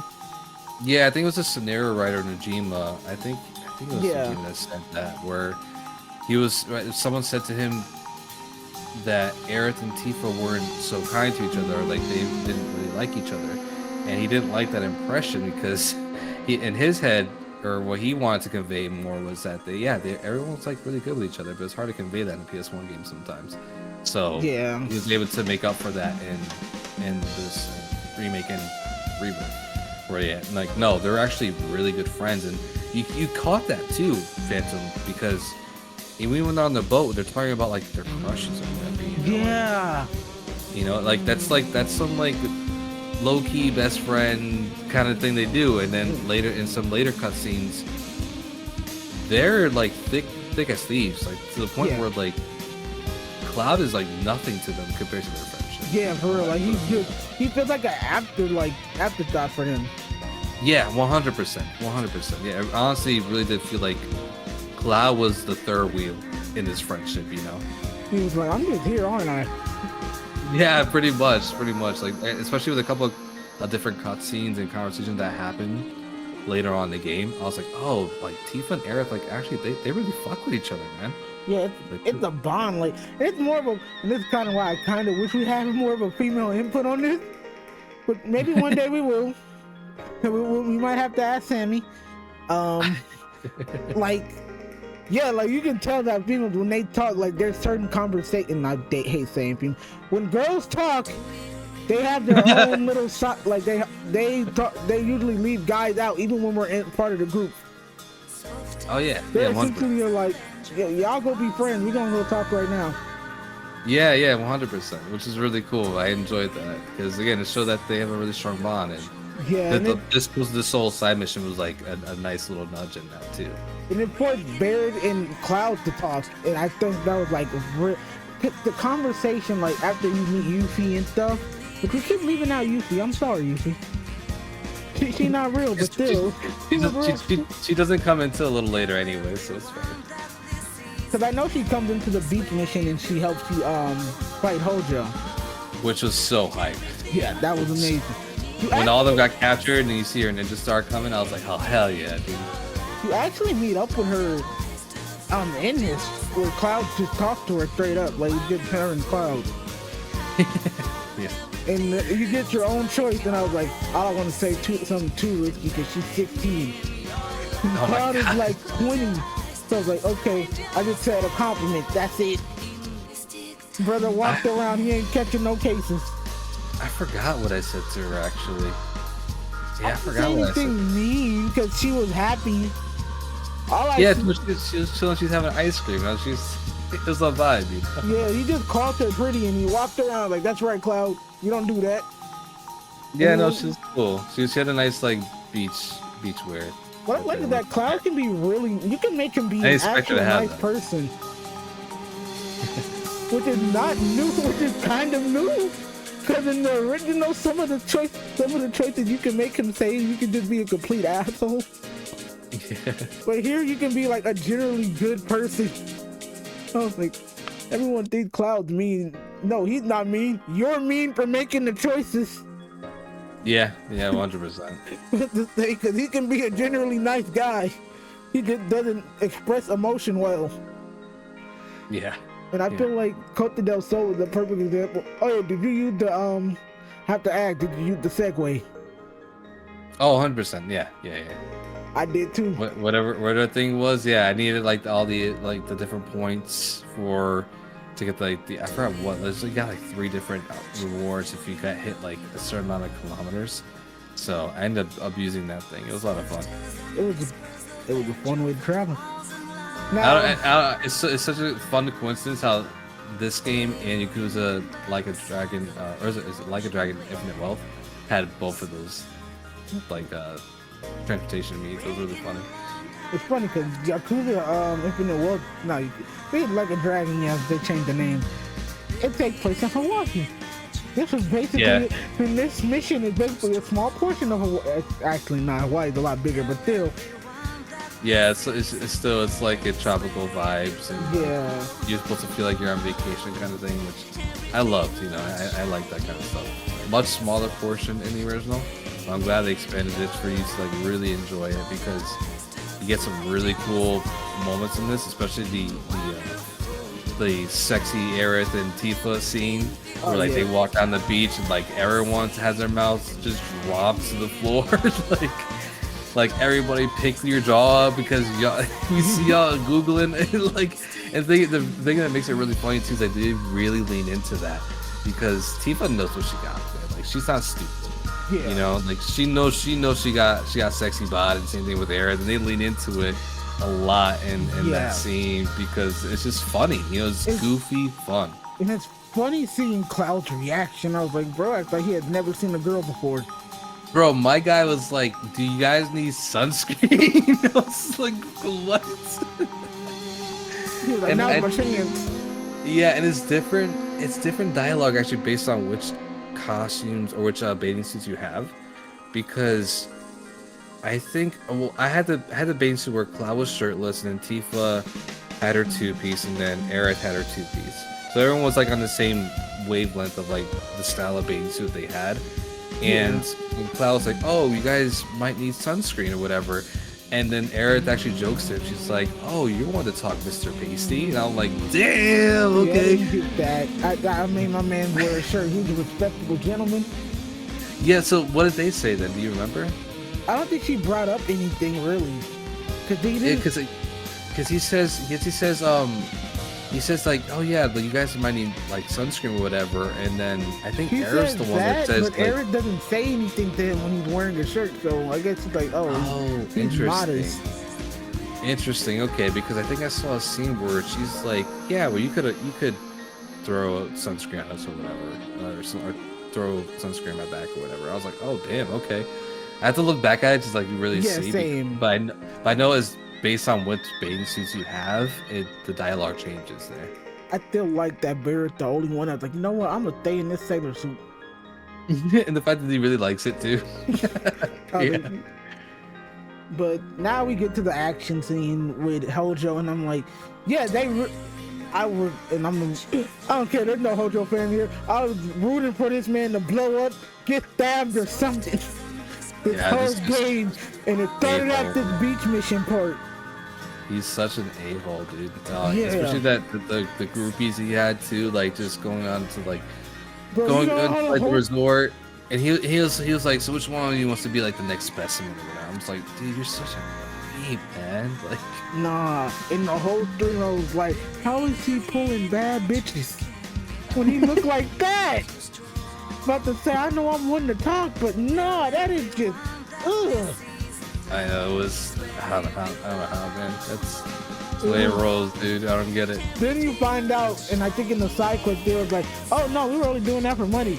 I'm like, nah, you couldn't pay me $1 million to do that. Oh, yeah. No, it was the time, man. That boss fight was really cool. I love that. He is such clutch. I'm sorry. He is such a clutch. She's clutch. I'm sorry. She gets one of the better party members when she gets in there. And that's what I was really excited for, because if you play intermission, she's just incredibly fun. Yeah. So her dynamics in the actual in the party format was just awesome, dude. Oh my gosh, she's so versatile.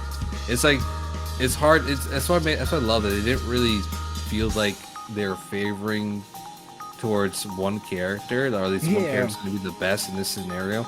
It really felt like whatever you gravitated towards, or whatever like your gameplay style was, they adhered to it. At least when it comes to like different party members, you know. So like, if you wanted a Aerith replacement in this sense, you want something a little more fast, a little more agile, you got Yuffie, because she can do every element in the book. And Aerith can do that because she's a magic user. So they improved on Aerith for me a lot.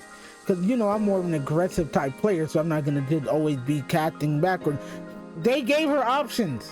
And I love that. Her warship is awesome. Yeah, her warship is incredible. She's an insane character in there. And her and Yuffie, like, combined, because Yuffie is really good at adding the, getting the stagger meter up. Her and Tifa are the best one to get if you want to have your stagger meter go up. But you want a character that goes up close with it. Yeah, so even you can still do damage. It's her and Yuffie. Yeah, I found Aerith had a really good one end game that can get the percentage rate up on whenever you stagger them. But for Yuffie, it's just in Red 13 as well. Red 13. Red 13 damage output is insane. Yeah. Same with Barret. If you actually double up on this focus shot, that does a pretty good amount of good stagger to the stagger gauge too. It's really good. So the next one is we're getting close to the end. So now we're on chapter 7, which I think this is when we actually get to go through the what is that place that Barret was at? Was it the Corral prison you're talking about? Yeah. The one where you go through and they insult Barret the whole time. Yeah, that's in Corral. Yeah, okay. That's in Corral. Because I think that's all as well, like when you're going on the train tracks? The like, cart tracks rather. And that's where you have the Yuffie specific dungeon with the rope and everything. Yeah. So that's exactly what you're talking about. Yeah, so where you actually go up the mountain, and that's when you get broken up into different groups, where I think it's Aerith, Cloud, and Red 13, and then Yuffie and Tifa went ahead because they're a little bit more agile. Yeah. To be honest, there wasn't much good or bad I can say about that dungeon. It just felt very like you gotta get through it. But it was fun, like playing with. I loved it. I loved just for playing as Yuffie. Yeah, because it's one of those things where like, all right, well, they're gonna give character specific dungeons. How are they gonna make it fun and different for every one of them? And for Yuffie, I found it fun because of the fact that you get to swing around the tightrope. She's just fun to a character to play as in general. Yeah. And then you had like this like little parts in the dungeon where you're swinging on the rope and you're hitting all the standing boxes to get like different items. Yeah. It's like little stuff like that, and then like at the end of it, you get this really cool boss fight. Oh yeah, with the giant bird. Yeah, and then you meet Cloud Jr. So it's really. See, cool. I forgot some portion. Yeah, it's been a while. Cloud Jr. is adorable though. It's a big game, man. It's a big game. It's easy to forget like a lot of stuff unless like you're kind of like. Yeah, I remember I do a lot. It was like I was doing the side quest too a lot. So I remember a lot of those. Cloud Jr. though, adorable. The little chicken with clouds here. Yeah, it's so adorable. Then Cloud wants to be like, huh, that's not me. Oh, that's It's so cute, and they had the same the same look and everything. It was hilarious. I love it. but it's like, I'm not gonna lie to you. As a Barrett fan, when we went into that town, I was like, why y'all gotta abuse my boy like this? And he's Yeah, like, nah, I'll take it. And Yuki was about to fight for him too. I'm so glad that they do that because Yuffie is definitely a ride or die kind of character. Yeah. And so when Barrett is getting bullied around or having, people say bad things about him to his face or whatever the case may be, she's there to defend him. It's like I thought it was really endearing because they give Yuffie just a lot more character there. She's not just the materia obsessed ninja, which she is, but she's also a ride or die character, and I really love that about her. She generally felt for him as a person, and I was like, I love that they expanded on his story. Yeah, the fact that you saw Myrna too, that hit so hard, dude. The one thing, and this is why I'm not gonna call out this new thing, but they said they're like, oh, we need a Black Final Fantasy character that's not a comic book. Like, if you actually played Rebirth, you would know that Barrett is not just comic relief. If you played Remake, you would know that. Like, Final Fantasy has given us black characters that are not just comic relief, and he's one of them. I was like, Sass wasn't comic relief either. Since we're going into it, I'll just say these two characters. Sass is not just comic relief either. He's the perfect example of how a black father is. He's a good dad. Yeah, he cared about that child. And Barrett is another example of a good black father figure out there in this series. And I'm tired of people always saying, oh, well, Barrett's a stereotype. If you actually play Final Fantasy and just don't go off of cutscenes, you would see that he's a generally great character. Barrett is one of the best written characters in the entire game. I'll stand by that. Dude. Same here. I'll stand by that. He's like his whole journey, not just in Remake, but also in Rebirth, especially in Rebirth with going through Corel, learning about, and actually seeing Myrna for the first time. Yeah, because we never seen her. We never saw we saw like the PlayStation one, not in Myrna, but like the town. We never saw what led up to what, like, how Shinra affected those people that he was saying, like, yeah, I messed up on. Yeah. So I was just so surprised that they did all that, and they actually show Myrna, they even show Marlene's mom, which is really heartbreaking with the whole dying situation and everything. Yeah. So again, they went to town on this stuff, and I loved every bit of it. And I hope this third one they keep going with it. But now we're at the funnest part of the game, another break from all the seriousness. Oh wait, did you do the side quest for because there's only one side quest at the time. I did them all. I did everything. So you did the one when we have to go save the hooded man? Yep. And you run to Deathclaw for the first time. Yeah, they're like, this is an important side quest I almost forgot about, because what Cloud saw, and he was like nervous, and they was like, he'll eventually end up like that when he saw the hooded man.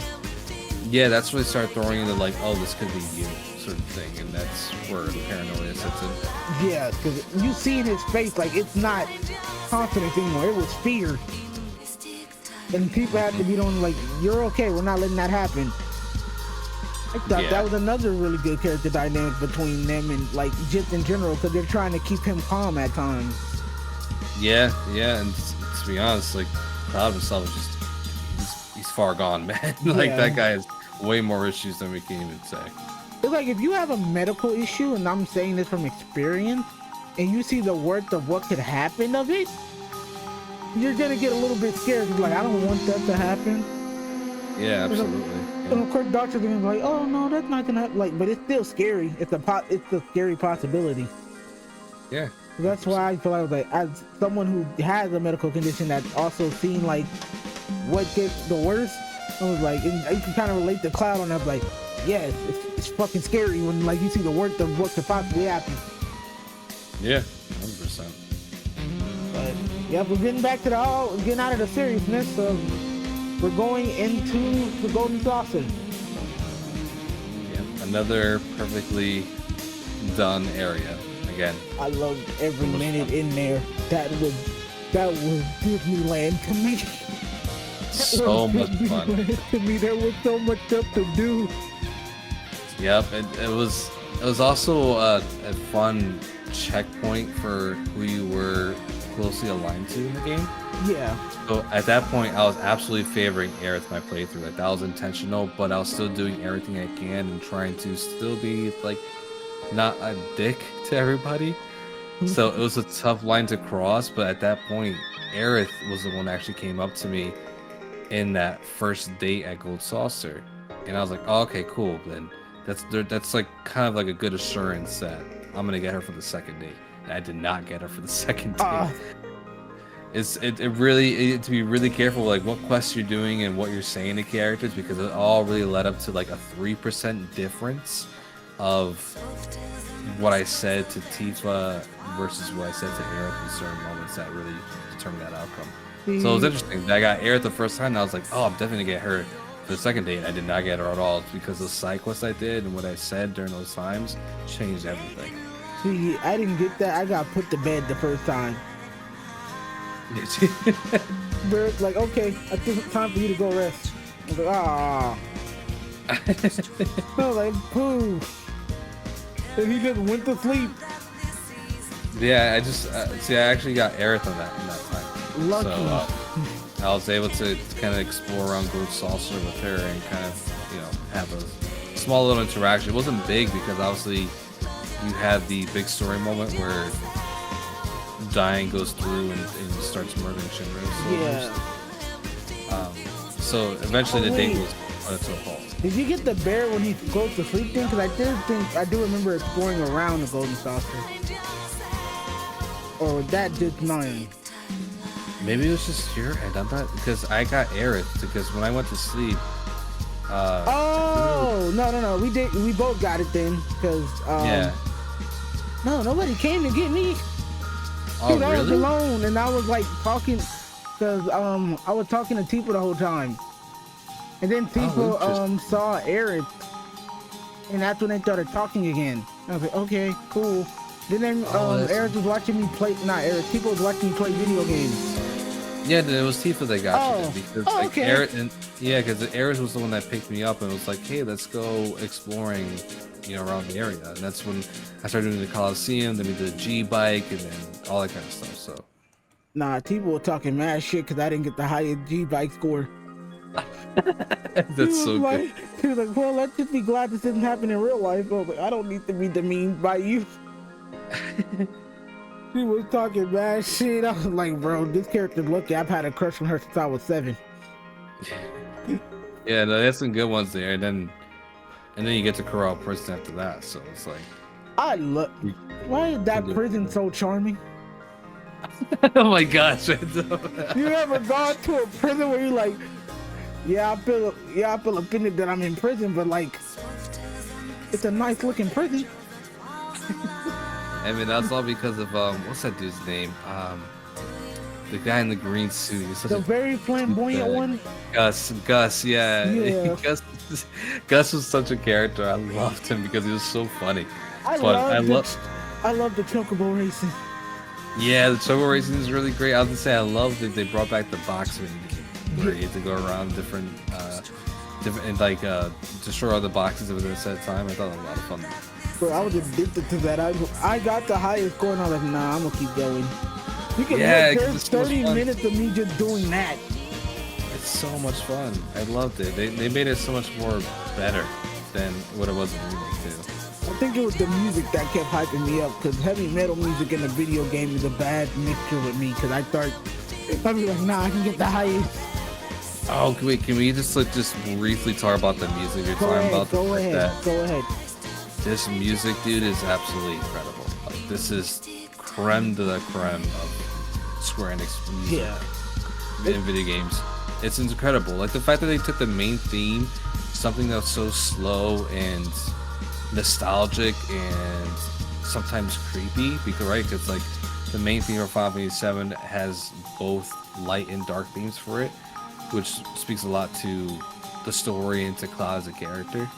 But the fact that they turned that theme that's so iconic and made it into a battle theme, it was fucking fire.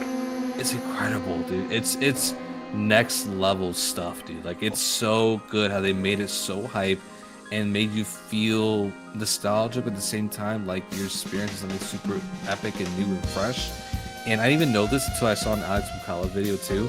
They snuck in parts of the actual battle theme, the original battle theme, into that battle theme for the main theme of the game.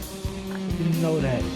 If you listen very briefly, you will hear the, I think, what melody was it? I think you hear a little bit of the da da da da da, right, like in the mix of all the instruments that are playing and stuff like that, which is really, really cool. That's so fucking awesome. Definitely, people checking this video out, go check out Alex Mukala and his breakdown. Like, I will leave it in the description below. Yeah, the battle theme for Final Fantasy VII Rebirth, like, definitely give it a look, and because he breaks it down and he opened my eyes to a couple of cool things that are like just embedded into that battle theme, and it's so good. The music is just absolutely incredible in this game. Yeah, insane. But now we talk. So basically, I think the after we leave the prison is when we fight Dyne, right? Yeah, I think so. That fight made me have so much because they gave Barrett his moment. They did it perfectly. We talked about it like midway before both of us beat the game. That was a general moment that made me tear up because, again, and I know this is not a race thing, but just in general, this is another reason why representation matters, because stuff like that. Even as a kid, I liked Barrett because he was like, first of all, as a kid, I always thought he was Mr. T. So I was like, yeah, Mr. T got a gun hand. But it's like, seeing him be a badass again, because I remember the last time I saw him be like a super badass with an Advent Children. Seeing him have that fight scene, seeing him like show general emotion, and just the emotional impact of that fight, and then it just generally was just beautiful. And then it was like seeing Dyne, a character that we only got to see, we didn't get a lot of time to sympathize with in the original. It's like you understand his story, especially when he said, "How can I go back to my daughter with all the crap that I've done?" And it hurt. It really did hurt, because you're looking at the narratives of these people, and you saw how it affects. Because this Shinra's effect went far beyond just Midgard. Like, they screwed over a lot of people. Yeah, just seeing all that play out and kind of like the effects that you said, that the effects that Shinra's had on people and all the stuff that happened after that. I think that was the first part in the game that I genuinely cried. It just actually teared up, because it wasn't because of nostalgia or because of I love this game so much, or it can be. It was more just because, like, this was really heartbreaking to watch, and to kind of see Barrett's reaction to it all. So, and on top of that, I think we're really hit the nail on the head, though, that like actually made me want to just crawl up into a ball, was seeing Marlene's mom for the first time, and Dyne's sort of like in Dyne's imagination. That was just so heartbreaking, because I was just like, oh my god, like, they are going all in on this, and like, it's probably one of the saddest moments in the entire game. What made it so bad is that you kind of didn't want to fight Dyne either. Like, yeah, I didn't want to fight him. Yeah, I wanted to help him. Like, it felt so bad. Like, I don't want to fight. Like, I don't want to shoot. Like, I don't want you to die. But it had to happen. And that's I think that's what the developers want you to feel. That's like, they want to put you in Barrett's position of like, you want to help the guy, you don't want to fight him, but you have to, and you have no choice at this point. And so at that point you can imagine what Barrett's feeling. And it's even worse when Dyne decides to just forsake it all, and that he can't really go back to the life that he had before. It's really all on Barrett. Like, they put the guilt on Barrett in the original. Like, so this was as true as it can be, but in this one it hits even harder, dude. Because the fact that it added so much more to it. They gave him so much more to be guilty about, which was even more heartbreaking. Again, it goes back to what we've been saying all throughout the video. these characters care about each other. Because even Cloud, like, he had to put his like pride aside and was like, listen, we got you, don't worry about it. But we need you to that was go. really cool. He's like, we're gonna help you carry the load of that guilt, but he's like, we gotta go. And that was because they were fighting that stupid CEO guy. That guy always popped up at the wrong time. You're talking about what's his name? My God, what's his name? The dude in the yellow suit. I know you're talking. Yeah, the one who eats pudding. I was like, if this Majin Buu motherfucker don't get out of here. Yeah, he had a really cool boss fight with the yellow frog robot. That was super cool. I thought it was dope. God, what's his name? I can't remember his name, but yeah, he was a really fun boss fight. That was a good one too. I was like, bro, if you don't go back to pencil pushing. He was cool. I liked his boss fight because it made me think, and also I like seeing the synergy attacks for the certain characters. Because I feel like you only really got. Because I know I got to see Cloud and Aerith for the first time doing that fight. Yeah, they have a bunch of really cool synergy abilities and like links and all that stuff. It's so cool. I love the one where Cloud just Tifa jumped on Cloud's sword and then he just rose her up into the air so she can do all these different kinds of aerial attacks. It's so cool. My favorite one is Barret and Aerith, where they just both like just shoot a bunch of magic and bullets at one opponent. It's really cool. Yeah, and they're both wearing the shades. I'll say that one's my favorite one out of all of them. Like, there's some really cool synergy abilities they do, but the one with Barret and Aerith actually throw on shades and just do a whole bunch of magic and bullets at the enemies is so cool. But that's Final Fantasy VII to me. It's so the team combinations.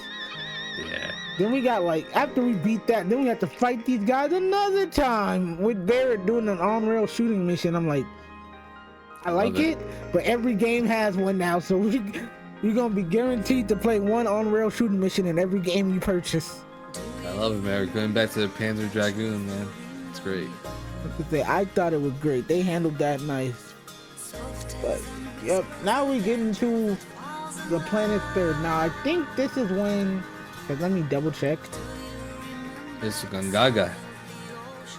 The Gongaga one? I thought that was later. It's chapter 9, right? Yeah, chapter 9. Yeah, Gongaga. Oh, wow. Again, it's a big game. Yeah, it is a big game. Very big game. Only thing I remember from Gongaga was that lady with the chickens. Yeah. That was traumatizing. We're going to talk about that later, but that was a whole horror mission. Well, the thing is, between chapter 8 and 9, like, I'm looking through my playthrough right now, there's so many side stuff, right? There's the Proto Relics, there is the Coliseum stuff, there's Chocobo Racing, there's Kid G and his mini games, more Queen's Blood stuff, so there's a lot that's packed in between those two chapters. Yeah. But is when you get to in the Gongaga region where it gets really fun, dude. Like I know a lot of people have their gripe. I've seen on Reddit and like different podcasts that people really didn't like exploring Gongaga. They thought it was just not fun. I was the opposite here. I really liked it. A lot. I like okay, Gongaga. so we're on the same wave there. Then, yeah. Because I was like, there wasn't a lot to do, but it was fun looking at that environment and stuff, and looking at it in like a full HD graphics setting. It was a beautiful place to be at. But yeah, what you're gonna say about that? No, go for it. No, it's okay. What I can say can wait. I was gonna say that Gongaga is just one of those things where it was a nice break in the pace of something like Grasslands or Corel, where you're just kind of exploring a big open area. And this one for Gongaga, you're actually just, you kind of have to like figure out your exploration and like really just kind of get invested into exploring the world. And I can see how that can be a little annoying for people that just like, oh, I want to go from point A to B. Well, this thing's gonna tell you to go to point A to C, and then you're gonna go from B to B, and then from there you go from B to F. So like, I can see why people wouldn't like that, but I really enjoy it just as a gameplay perspective, that each region feels different and unique. Yeah. So it didn't feel like I was exploring a Corel Part 2. I was actually exploring the forest in Gungaga. Did we recruit Kate Sith by now? No, Case Sith gets. I think it comes in. Hold on. Actually, let me see. I don't remember. I'm like, did we have Kate Sith from the Golden Saucer? Or... No, he doesn't. He doesn't come in yet. Actually, no, does he? Yeah, 'cause I think you leave. Yeah, it's when you get the buggy and all that stuff. Yeah, that's when they escape from Finra. Yeah, it's when you get the buggy and all that stuff. But I'm not sure if he is in. I don't remember. Oh, yeah, he is in Gungaga. Yeah, he is. I see him in some cutscenes here. Yeah, 'cause I'm like, I feel like I didn't hate Gungaga, not one bit. I thought everyone liked it. So, no, yeah, I mean, it wasn't until I finished the game without later that people hated it. There's some people that are like okay with it, and other people just absolutely despise it because they didn't like exploring it because of the fact of the mushrooms and there's like careful paths and everything. But I honestly, I really liked it. I like the music too, so yeah, I'm in the minority on that one. Yeah. It felt like a calm little detour, and then again, we got to find out more about Zack and Aerith. So what I like is that we actually do find out, and this is my thought. I thought Aerith didn't remember Zack for a minute. No, I knew she remembered Zack because she mentioned him in Remake briefly. I looked that they were going to change it to where she didn't remember him, but like for people like me who didn't remember much of Remake, yeah, this kind of cleared up some stuff. Yeah, no, it was interesting that, I mean, it happened in the original too. You need to meet Zack's parents and talk to them, but this one was a lot more personal because she was actively looking out for Zack and seeing where he was, stuff like that. And that's partially why Cisne is there too, which is another great surprise. Honestly, to see Cisne there and be like a good part of the community for Gungaga, I thought that was really nice. And the side quest again, well, not the merchant one. The time I looked at the map and knew where to go. But the one where the kid is like, oh, I trained with Zack before. Yeah, that was cool too. Yeah, Zack had like a much bigger influence than I was expecting in this game. I was like, I actually I like doing that. That's the reason I like Gungaga, because again, I like when they have personal like conversations about them, and that was the one time where every character had their own personal, their own personal thing going on. Yep, yeah. The side quests were some are hit and miss, but I think that mushroom story, the mushroom side quest right there. Yeah, that one was. That was the one I was like, this side quest is bullshit. But it's also because it played into like the PlayStation 5's controller and stuff like that. Yeah, so like it was like a reason to use the freaking trigger. I'm like, whatever, dude. I hated them when you had to pick out the mushrooms, and if you picked it out wrong, you have to get a completely different one. Luckily, and I'm not afraid to admit it, I looked up a guide, so I was fine. So I didn't have any. I was like, wait a minute. So if I have fucked up, I would have to start this all over again. Yep, no, I fucked up, and I didn't say before picking the mushrooms. I guarantee you, because I picked one mushroom wrong, that I didn't get my date with Aerith in chapter 12. I guarantee it was because of that one damn mushroom I didn't pick correctly. Mushrooms out here breaking up relationships. It's wild, bro. I was like, in my head, I was like, I swear, if that damn mushroom's the reason why I didn't get my date, I'm gonna be pissed. And it ended up happening. I figured, again, I didn't figure it out on my own. I Googled this shit out of that. I didn't Google it till afterwards. I wish I Googled it though, just so I could know what to do. Yeah, because there was no spoilers in the walkthrough I used. If you look up specific quest, it's gonna tell you how to do it. Then I'd like not do it anymore. I was like, I'm not trying to find out what happens next. I'll just thank you for your time. But nah, this is when the story got intense though. Because after that reactor mission happened, you got like a nice little Tifa dungeon too, which is cool. Yeah, that was awesome. That was a lot of fun. That boss, I'll admit, it took me 2 days. Which one? The bio boss that would like regenerate and then he would take your whole health out. And that was the one with Barrett, Cade, Sith, and Cloud. Or you can have it Barrett, Red 13, and Cloud.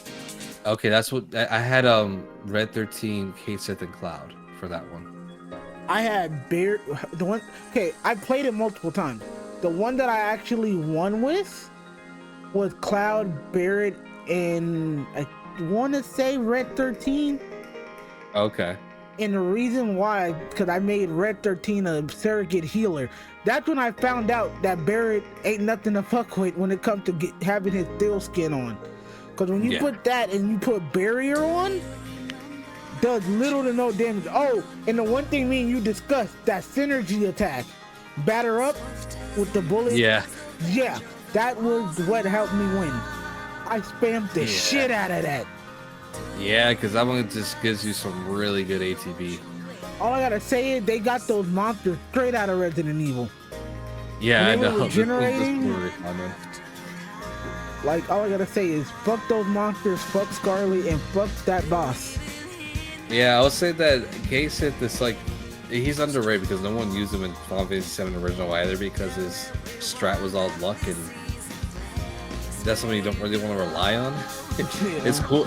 It's cool when it comes out and you get some good stuff in there, but it's like, why would you want to rely on that? Yeah. In this one, Case Sith is a lot less like that. He's so underrated. His abilities are so powerful, and he fills up that stagger god like nothing. It's pretty crazy. The only thing that's really hard for me to wrap my head around with him is that he's very hard to see. Oh yeah. And when you're fighting with just the cat, then it's like, yeah, it's extremely difficult. He's not doing any damage. Yeah. But the actual, like, Fat Moogle himself, yeah, does and all the abilities you do with that, it's insane. You can turn that Fat Moogle into a self-destruct bomb. You can actually throw mines with him with a different weapon ability. I didn't know he had mines. I did not know. Yeah, it's a weapon ability. He has a Moogle mines. He has a Moogle magic where he's able to bring out a summon, and they do a couple attacks for free. Like that, the Case Sith is kind of broken if you know how to use him, but it's the only thing is he's really hard to see. Yeah, when you're when you get the attacking, cat. when you're blocking. Yeah, so that's the only thing. Now we got to talk about that cutscene. Cloud lost his absolute shit. This is the moment when I was like, oh, they can really. So for everyone that, if you play the original, right, you know, one of the big events that happens that involves a sword, right? Yeah. This was one of the cutscenes where I was like, oh, they're okay with showing impalement. Yeah. Damn it! Like, I was like, they're willing to go there. I was like, I think they forgot they making Final Fantasy VII, not 16. Because he was brutally murdering them people. No problem. That's why I was shocked. I was like, oh jeez, they're showing blood here. Like, they're showing Cloud getting sprayed with blood in his face. I was like, damn, dude, this is wild. They realized it, like, that T rating don't mean there's no blood. Yeah, it was so. Sorry, I was like, I just made sure the door didn't slam.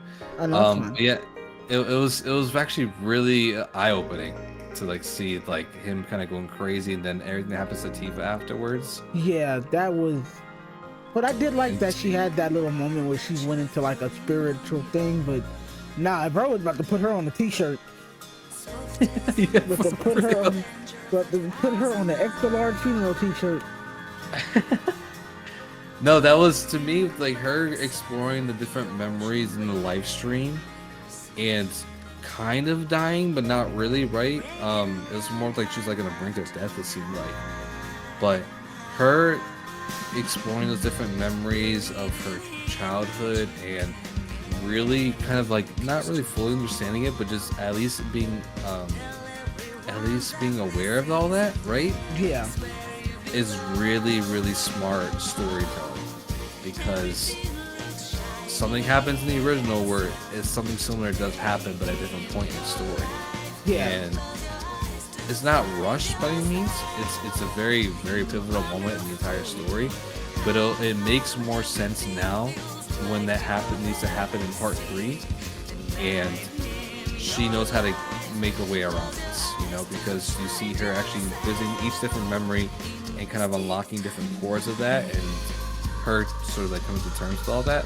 It's gonna make so much sense when she needs to do that again. And help out Cloud or whatever. Now, I'm not gonna lie to you. I don't remember much of chapter 10. So chapter 10, let's see. So chapter 10, so chapter 9 was that big reveal with Tifa and the fact that Sephiroth freaking came in into one of the weapons and ended up killing it, the one that she was in. Yeah. Sephiroth just wants her freaking dead, dude. Can we also just quickly talk about the fact that Tifa and Cloud almost had their kissing scene? Yes. By the end of that chapter, dude. Like, they were like, it was about to be a full-on kissing scene. Like, this was a full-on Tifa and Cloud moment, and it gets ruined by Yuffie being like, "Kiss, kiss." You do not believe. Yeah, man, I was dying, dude. I was so hard. I cannot be Cloud in that situation. I would have threw a rock. I'm like, go. I was laughing so hard because they were really getting into Tifa and Cloud were having such an intimate conversation and being really honest with each other, and it was really refreshing at that point. And to have them, the door. they were listening in. They were listening. Definitely, if Yuffie didn't interrupt, then they definitely would have kissed. They would have been sure. smooching. For real, yes. But so it was really, really hilarious to kind of get that moment, and then when Tifa walks out, she gets Cloud that look that made my knees buckle. I was like, oh damn. Okay, all right. Like, when we're in private, you know what to do. Yeah, I was like, all right then. All right, I'll be like, calm it down, lovebirds. But yeah, so to your point, chapter 10 was all of Cosmo Canyon. So that's where we got to. I don't. Oh, when we found out Red 13's real name, Nanansi, which we can now call him that, Nananki. Yeah, Nanaki. Yeah, as I always said, Nanaki. Yeah, I'm gonna my mic. Okay, sorry. We'll talk about dinner later. No worries, bro. No worries. Yeah, no, keep going. My bad. But yeah, so chapter 10 was mostly on Cosmo Canyon, and this is actually the one where I didn't see a lot of people talk about like in traversing, but this was like the most annoying part for me to traverse because I'm okay with going through different paths if they're kind of blocked or guided, like Gongaga was, because I think everything around you is so beautiful and you're kind of exploring, and it really felt like a jungle. But for Cosmo King, I got a little annoyed with just exploring because you see your quest objective, and it'll be 50 feet above you on a cliff, and the only way to get there is through like a chocobo ramp that was like, I don't know, like halfway down through the map, and you had to fly or glide to the area you need to get to. But the gliding was just so funky controlling. I just did not like it. I'll admit, I rushed through Cosmo Canyon. Yeah, I mean, I don't blame you, because like flying around and exploration in that one was not my favorite. It was not. Yeah, it was not super fun. And then it's like when we get to like where the monkeys, I'm just gonna call him Red 13. I don't want to offend nobody. When we got to where Red 13's village was, I didn't really like how it looked because it felt like being at a field trip. Like, so the freaking telescope at the top or whatever it was called. Yeah, felt like come look at this observatory trip. I'm like, I hate it here. Cosmo Canyon was one of my favorite parts of the entire game. Just like that, where his home was, because I love how they tied into like the historical factor of it, of how like they look to the Cetra and to the ancients as like this really deep understanding of the planet, which, you know, they're not wrong, but they go full blown with that. Like they have scholars and historians there. I thought that was a really nice contextual layer. I liked all the cutscenes. Yeah. I mean, if you explore a little bit around there, actually, what's really cool is that they have a bunch of singers. I think it's like maybe 4 or 5 of them, like grouped up in a specific part of the map, and they start hymning the theme of the planet, the life stream theme song from Having Children. So right at the beginning of that movie, you hear that theme start playing, and the vocals in the background is very somber and melancholic, and but also like very deep and historical somehow. Yeah. Or ancient, really, if you will. And you start to hear singers singing that. I didn't know. Canyon. I thought that was a really nice touch of like they're really playing to the music factor of this movie. Like everything has its own set in place, and Cabo Canyon was like this historical landmark for the teachings of the planet and where they're getting all that from and where it's going and stuff like that. You know, the bad thing is I have the extended cut of Advent Children, so I'm gonna watch that because something that I haven't. Yeah, seen it's literally right in the beginning of the movie, like the very first like minute where Marlene's recapping all the events of Final Fantasy VII. Yeah. You hear the theme song playing, and if you go to Cosmo Canyon, and I think it's like right where Hotel Park is, where you go and rest. I think it's around there, if I'm not mistaken, or near the bonfire area. You will hear the singers sing that same song. I didn't notice that.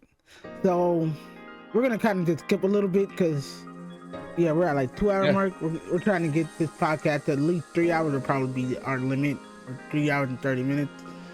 But we're gonna skip to like the bonfire scene where they were all there. Another part that made me cry.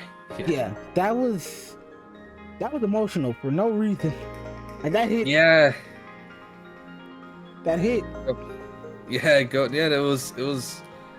It's one of those things where I'm not that I finished the game. I've hearing people talk about it. It's interesting to hear different perspectives, and some of them being that Aerith is a really boring character, and then I look at cutscenes like this one, where she's having this really impassioned speech by the bonfire, and she needs to be encouraged by Cloud and her friends to really just say what she needs to say. And I don't get that sentiment. Like, she's a really boring character. I just don't get that because she's the heart of the story. I feel like people are comparing her Kingdom Hearts self to what she actually is. Like, Kingdom Hearts, that's not even Kingdom Hearts 2, but Kingdom Hearts 1, where she's just very talking like this, where she's kind of talking like Bonnie from Family Guy.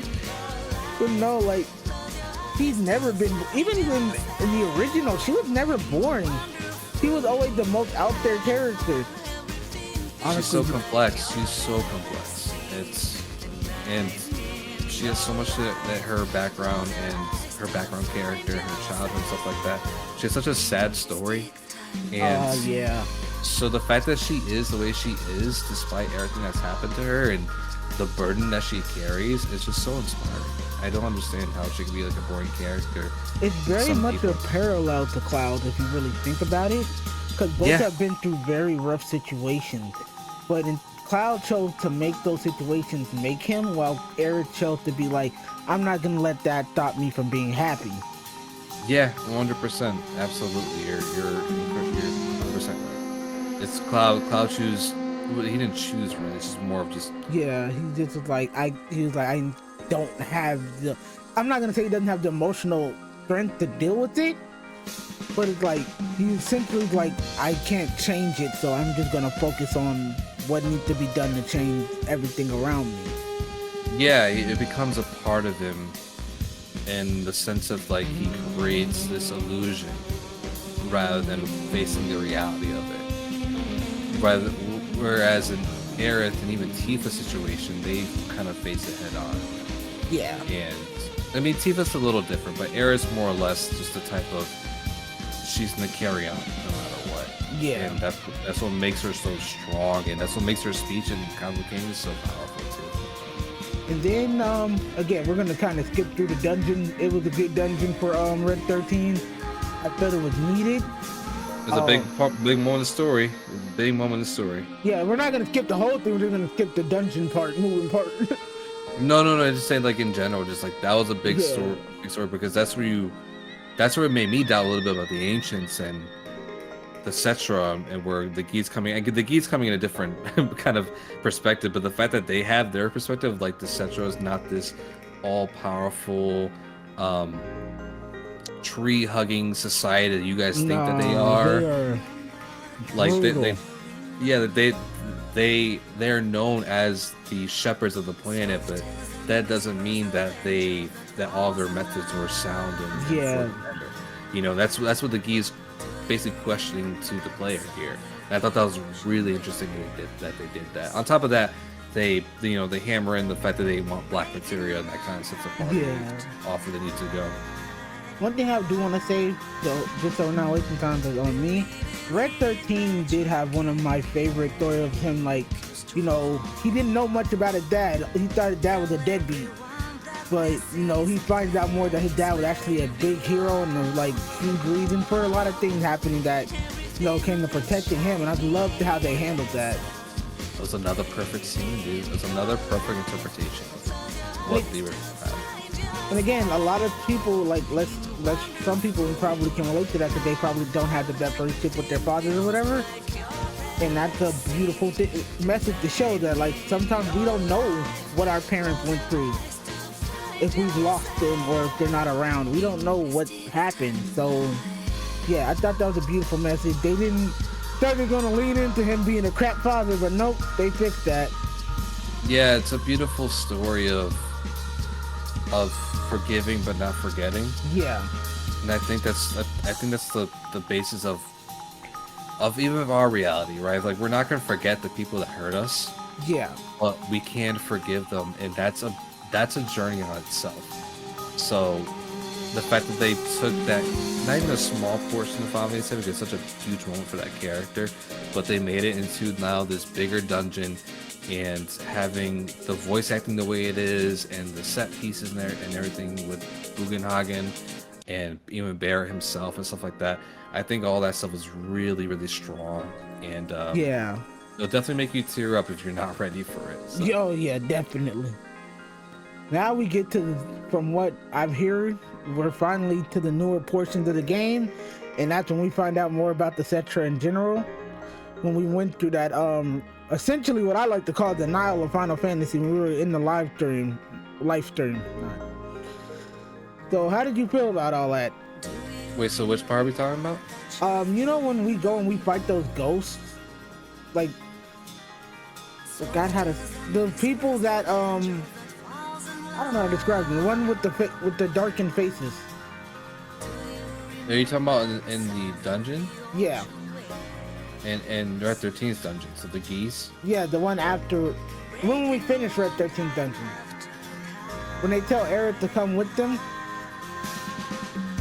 Let me take a look. It's right after when we're finished.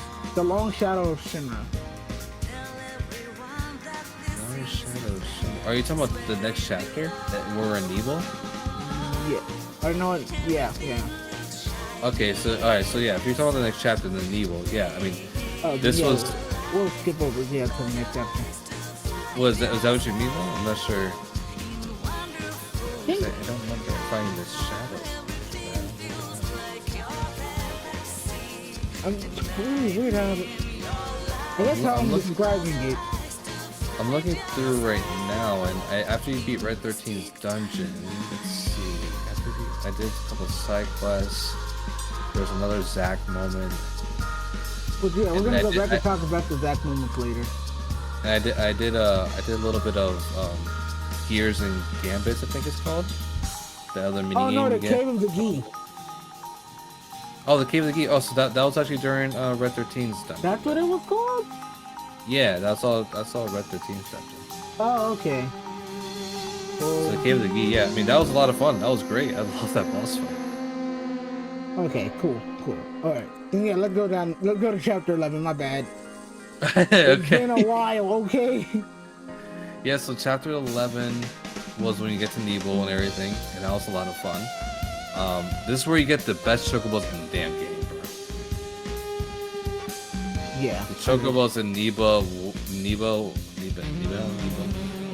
were just a lot of fun. I love that you can hover over water and everything. And oh no! I love those chocobos. Yeah, they were really good. They were a lot of fun. Yeah, another part in the music where they play the later half of the main theme. So Yeah. the part goes like dun, dun, dun, dun, dun, dun, like the darker part of that main theme song. They play during Nebel, which is like so great because this is definitely a region that's baked in dark history, and there's something malevolent about it. It plays into the art style of it too, where like the models are super sharp and jagged and everything, and it looks like a horror movie. I have a question because I know I'm about to be embarrassed. Did you die to the dragon? To the dragon? Yeah, because in the open world, before you go into the manor, when he says, "Okay, I'm gonna go get the other key card," before you go and play it with Kate Sis, there's a dragon on the corner. He's just chilling there the whole time. I think he's optional, but did you die to him or did you fight him at all? I don't even remember that, actually. You talking about a dragon when you took control of Kate Sith? No, when you take control of Cloud. It's Cloud, Tifa, and Yuffie.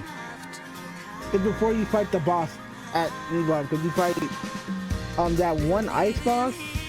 Hold on, I'm going to have to send you my live stream right here. Because I know I died a lot. But there's a dragon, there's a Jabberwocky in Cosmo Canyon, and that's the closest to the dragon I can remember. I'm trying to remember though. I don't think I did though. I'd be surprised if I did, I just don't remember. Cause I know there was a dragon at the corner of it, and I know I kept, cause I know I have it recorded. I stopped recording when I got to like when I got to the golden saucer fight. Oh, okay. That's when I had to deal with work stuff. But what did you think of Shinra Manor though? So we had to play as Kate Fit the whole time? Not the whole time. It was like maybe 45 minutes. I hated the Kate Fit part only because I got confused at the puzzles. But I liked how that looked. And I liked the fight that we did with Yuffie, Tifa, and Cloud. Oh, okay. Yeah, the Kate Sith part, I didn't hate, but I liked it at least. I didn't love it, but I liked it because, like, again, it brought different variety to the gameplay. Yeah. So, and I knew that we at that point we had like a dungeon with just about every character at that point besides Aerith. So I was expecting Kate Sith to have like his moment to shine. It was good for what it was. It wasn't, again, the most intriguing, but I was more interested in fighting with him because I wanted to learn more of his movesets and everything. So I enjoyed it for what it was, I guess. I was making cartoon cat jokes the whole time in stream. Like you have an old 1960s cartoon cat joke. That's what kept me going in that thing. Cause like it's fun to play as him. It's really fun. It's just like when you don't know what you're doing during the... No, it wasn't the puzzle that made me hate it. It was the fight scene before you get to the big fight with all of them together. Yeah, you have to fight alone with Kate Sith. Yeah, if you're not ready for it, you get your butt whipped. Yeah. And then it was like when we had the fight with Eric, Barrett, and Kate Sith. That was probably a really fun boss fight because those characters somewhat go together. Yeah, it's really fun. They're distant characters. Now the first like boss fight I didn't die in at all. Yeah, it was great. It was a lot of fun. I just like Kate Sith in general, like his gameplay. I just got more used to it after a while, you know. So yeah, I was really digging his gameplay style, and so that's why I didn't really like hate the dungeon. But yeah, throwing the boxes and stuff like that was definitely it's definitely a choice, that's for sure. Now this time we're not gonna have any conflicting memories with chapter 12 because this was close to the end. Chapter 12, 13, and 14. So chapter 11 first though, Vincent. Oh, yeah, wait, isn't chapter 11 what we were talking about? We're talking about chapter 11 right now. Yeah, that's the one with Shinra Manor and then Vincent. We get to see Vincent. I forgot about that boss fight. And that's my favorite character. How I forget about my own... When he... Bro, Vincent was insane, dude. Bro hulked out and I didn't need... That ass whooping was not needed. Bro, it wasn't. I need to bring out Titan on his ass to help me beat his ass to the ground. I didn't even have any summons. No, I did have Shiva. Not Shiva. Which one is Ifrit? And the thing they was like, oh yeah, fire is his weakness. No, it was not. Was manhandling the shit out of me. Dude, that Vincent boss fight was insane. If we're gonna get that in part 3, we're Yeah. because that's his limit break. If we're going to get that in part 3, dude, it's gonna be so much fun. Oh my gosh. Yo, did you see when like Cloud was moving slow though? Like when Yeah. you get to the piano, I was like, yeah. Yeah. That's what I kind of had a hint. I was like, something tells me we're getting close to the end because this man's having hallucinations every 5 minutes. Oh yeah. It was getting bad. I was like, nah, but Vincent was. No, when he got on the wall and he would pounce on you. Dude, yeah, it was it was so wild, dude. I couldn't believe that we're fighting Vincent. Like, it's so smart too that they will make him a boss fight of sorts. Because he was like, I told you not to go over there. That was definitely a white person decision that I made. That was a white person in a horror movie decision I made. And that was, yeah, I gotta admit, they handled that well. And then he wanted to be on your team 5 minutes later. Yeah, because he joins you on the tiny Bronco afterwards, yeah. I know he done in the original, but I can tell bro was like, hey, I'm sorry about beating your ass, but can I come with you guys? Yeah, I thought we were really gonna leave him back in Cinema Manor. I was like, dude, really? They're really just gonna let him chill? But no, he eventually like joins you. But that's the one criticism I have. I think of the game. I knew they said this before that Vincent and Sid weren't going to be part of the party. Yeah, that made me sad. I did hope at least that we'll get like a Sonon thing here where it's just an AI teaming up with them. Or even like with Red 13 Final 7 Remake, we didn't play as him, but he was AI for a couple of the boss fights. Yeah, he would help out. Yeah, and I was hoping to do the same thing with Vincent and Sid, but they didn't join in at all, dude. Like, Sid, I give an excuse to, not because he's not playable, but because he's the airship guy. Yeah, for Sid, yeah. He was the closest thing we were gonna get to like the big airship. Yeah, Sid was like, yeah, I'll stick by the airship. Like, all right, cool. But then Vincent would like actually walk with you to places and not do anything. So just literally just a tag along. Yeah, so that's the one thing I was kind of disappointed by. Where it's like, I wish, like, I knew we wouldn't be able to play as them, but I wish that we could see them at least in the battlefield fighting around, helping us or something. Yeah, you know? I thought eventually we were gonna get that, but we didn't get that in one game. Not one bit, and not that I hated it, because I'm like, they're gonna save him for the last game. He's gonna be worth it, and I was like, he's probably gonna be good to be paired with Barrett. And I feel like they're gonna give us four members in the party. It's definitely I don't think it was 4. I think there's 6 traditionally with 3, but I mean it's a big incentive to play the third one, right? It's like not only is the conclusion to the story, which is obviously a big incentive, but the fact that you get 2 new playable characters here. Yeah. And one of them being, one of the coolest characters in the entire series, and the other being a dragon-like character. Like, yeah, it's gonna be cool. And now we're on chapter 12, the Golden Key. There was a lot. Yeah. There was a lot in this trailer. In this chapter. Yeah, I mean, the fact that you got the tiny Bronco that can sail on the water, and the fact that Phantom, the fact that you don't have an invisible wall from Costa del Sol to Junon. Nah, you can just walk between them places. You can sail the entire way. I was blown away, dude. I was absolutely blown away. This is the first time where I was playing a video game. I was like, all right, I'm gonna hit an invisible wall here. I'm not gonna make my way all the way to Junon, where I can't jump off this rock or I can't get off this cliff. Nope. The game is like, no, you can do that. Yeah, go for it. Try it out. Go straight from the port of Costa del Sol, go all the way to Junon. Try to stop at the ship that's the abandoned Shinra ship that's near Junon and everything. Explore around. I was like, wow, dude, they're really going in with it. They told you open world for a reason. Yeah, dude, like it's not just open zone, like it's actual open world, which is insane to me. I didn't think they could do it. I think more games need to take that as an example of how to do an open world. I'm sure like games like this cost like a ton of money. Yeah. But like the fact that they're able to do this, and the thing is, I was talking to my coworker about it too, because he's a huge Final Fantasy 7 fan as well.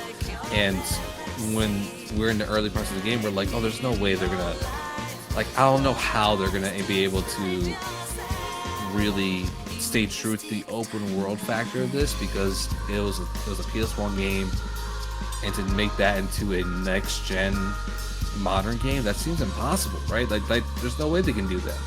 They freaking did it. Like Rebirth is they actually did it. And they did, like, oh my, there's so much I want to talk about, but we were so close to, when we get to the end, there's so much. If you want, we can do like a part 1 and part 2 if you want, and come back to a different conversation. I know it's getting late for you, so. No, I'm cool.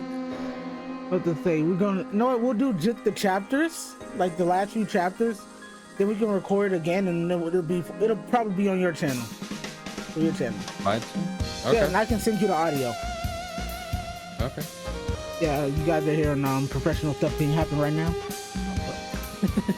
There's so much stuff. So like, chapter 12, when we get to the golden saucer, I want your cool thoughts on this.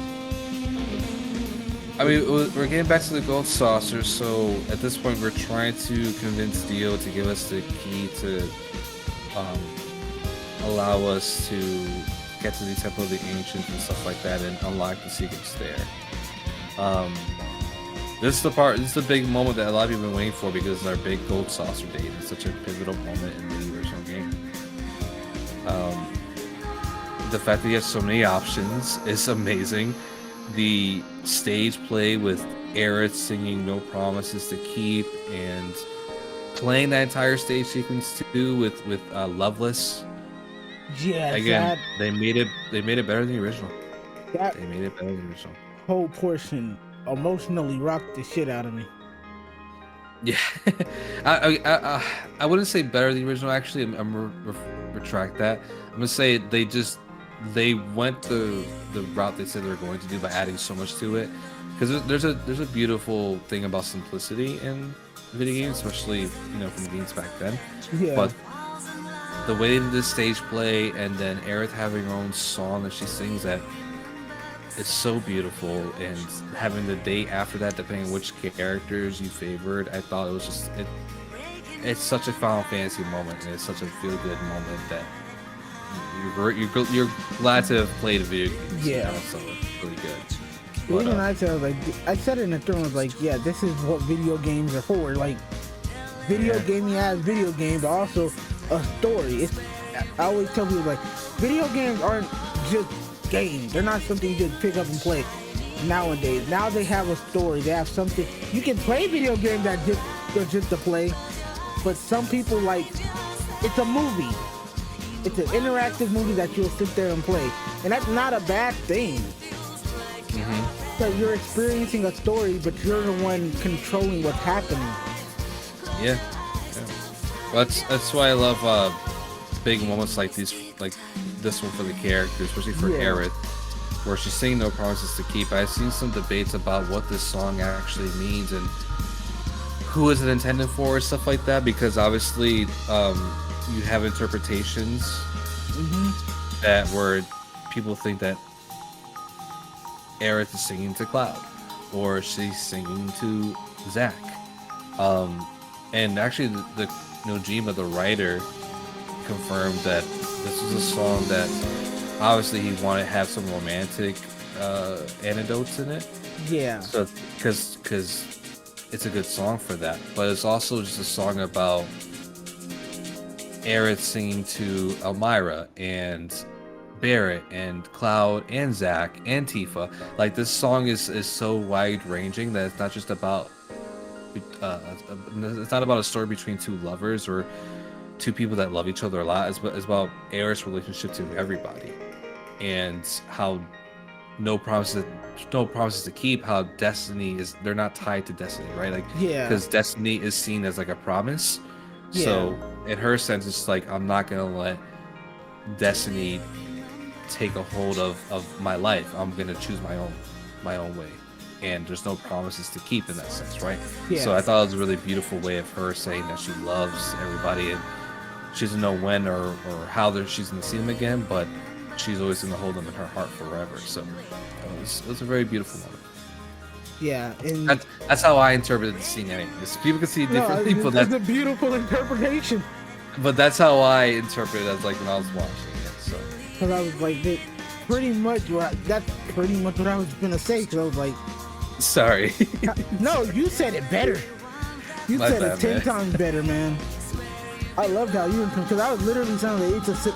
Then again, mine's more simplified or just her saying like, I felt like when she said no promises, she was like, I feel like it was more of her talking to us like, what you may have seen in the original may not happen this time.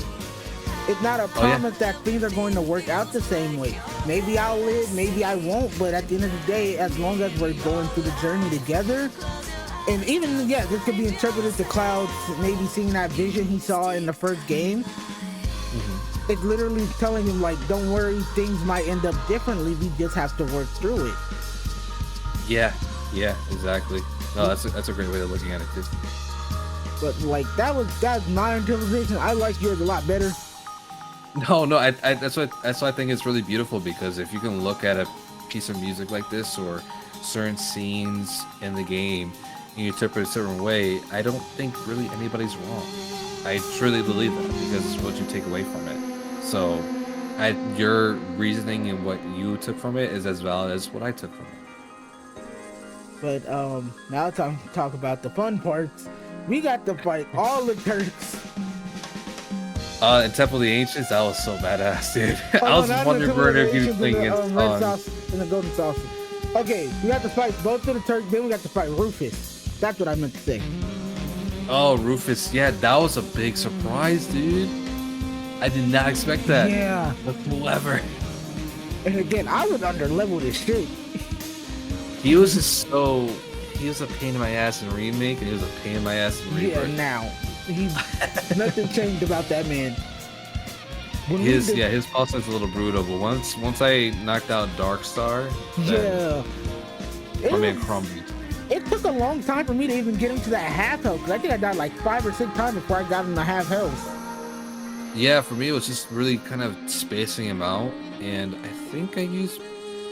I'm not sure if I used some spells on him, but regardless, it's more just kind of really just looking for those open opportunities, because I remember that if you attacked him while he was reloading, he would not do any counters to you or anything like that. So those are the moments I was really looking for, but it was pretty tough because he was really sly. After a while, I figured out his pattern after the 7th time dying. So I was like, every time he was reloading, I would like barrier, and I would just dodge, and wait until he reloaded again and went after. I had to be very patient, and I'm not a very patient person playing video games. But I had to be like, I need to calm down. I'm not in a rush. I was like, I had to stop drinking anyway because I had work stuff to deal with, so I could beat this game at any time. When I beat him, because I used the summon. I used Ifrit, and Ifrit was fighting him off while I went after Darkstar the whole time. Oh, okay, that's a good strategy actually. After Darkstar was defeated, I could tell. I was like, okay, I got him now, and they pretty much jumped him and he died. I was like, I got lucky, and I immediately recorded it, and then was like, okay, I'm never bringing this up again. Nah, then the game took a dark turn with I'm not gonna lie, chapter 13 scared me for a while. Chapter 13 was a big, that was a lot, dude. And that was our Aerith dungeon too, where she really got to flex her muscles on the live stream and sort of really hone in on all of that. And she was like more of like a guide, what it felt like a guide for like everything. And this is also where you learned that the temple, or at least the Cetra and the Ancients, the Temple of the Ancients wasn't just like a sacred ground. It was also a fortress. Yeah, because it was like, this isn't the promised land. This is that. I was like, what the hell you think was gonna happen with black materia? Yeah, I mean, it's kind of crazy how they turned this place into like not just a sacred temple, but some place where like a battle was held. You know. Because even Aerith was saying that there's a lot of sadness in here. I'm paraphrasing here, but it's more or less just along those lines of like there's dark history here. It's because there's battles that fought here between the Cetra and whoever the knights were, or the ones that like in armor that were fighting them. The one that So were shown in those hologram looking things. Yeah, which I think that's honestly, I think that's really gonna tie back to Knights of the Round. Yeah. So that's summoned there, because I was talking to my coworker about that too. Of like, if they're making summon such a big part of like the lore and the world of this game, then you can imagine that Knights of the Round, which is the most powerful summon in the original game, be a main plot point. So I can imagine them really tying that into the Knights of the Round summon. That's probably gonna be in part 3. I can see it because it's laying the seeds. That's why I saw it as those holograms of them, the soldiers fighting the sector. I was like, oh, that might be a Knights of the Round thing. It's funny because when you get to chapter 13, it's like, if you didn't know the chapter count before then, yeah, you had a feeling like, yeah, we're just about done. Oh yeah. As soon as we got to Temple of the Ancients, I was like, oh, okay, Forgotten Capital is the next place, bro. Like, the thing I was wondering if how they're gonna do it, because the Forgotten Capital is in the northern region of the world. Yeah. And Temple of the Ancients is quite a ways away. But in this game, they make them in the same area. So when you're traveling with the tiny Bronco up north, you're gonna hit Temple of the Ancients, and then that's where you get to the Forgotten Capital right afterwards. It's like in the same area, which makes sense. And then I'll admit, the dungeon, while confusing, it was a fun confusing. This one I like too. Yeah. It was fun. It was so cool. It reminded me of a Final Fantasy V version of Hollow Bastion. Oh, I like that interpretation. Because it's like, yeah, you're confused, but I'm like, this is too cool for me to be mad at. This is really, they put their whole foot in this game. I mean, they made up for it with, and this is one of the instances too where they have you switch back and forth between different parties. Yeah, I loved Aerith's portion, her and Yuffie and Red 13. Yeah, usually that stuff would annoy the hell out of me, because I did in the remake. Yeah. In the Shinra building, but this one I did not mind, because each section was really interesting and fun. Like with Aerith doing different puzzles. Yeah, and using a prayer as like, wait the ship. Yeah. I thought that was cool. And then you switch over to Cloud, where Cloud, Tifa, and Bear, where they have their own situations, but same thing, Cloud's going a little crazy. Yeah, when he killed dudes. that soldier, I was like, yeah, bro lost it. That is full on Sephiroth. Yeah. So already like showing you that this guy's manipulable. So, yeah.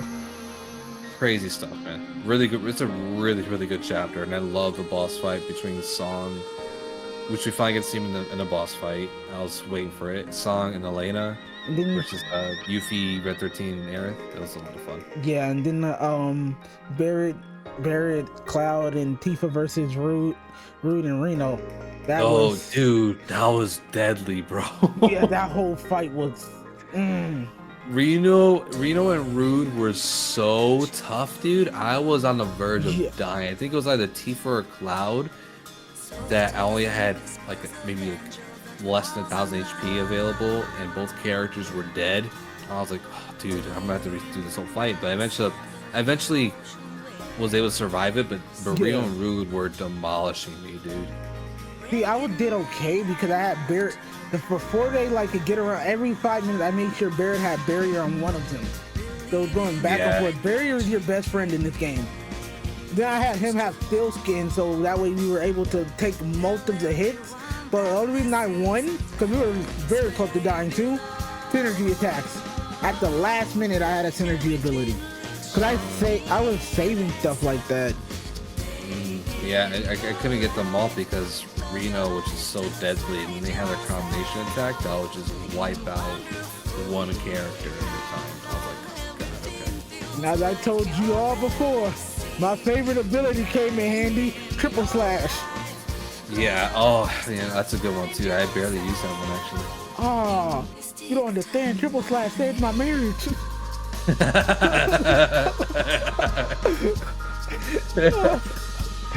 Like, that's my favorite ability, dude, in that whole game. And it came in handy, like, when all the fights had multiple people. So that's why I like won the turf fight, but I got lucky. The one that I kept dying at was Song versus Elena, and I only died twice, but I was still like, what am I supposed to do against this? Oh Both no! of them are jumping me.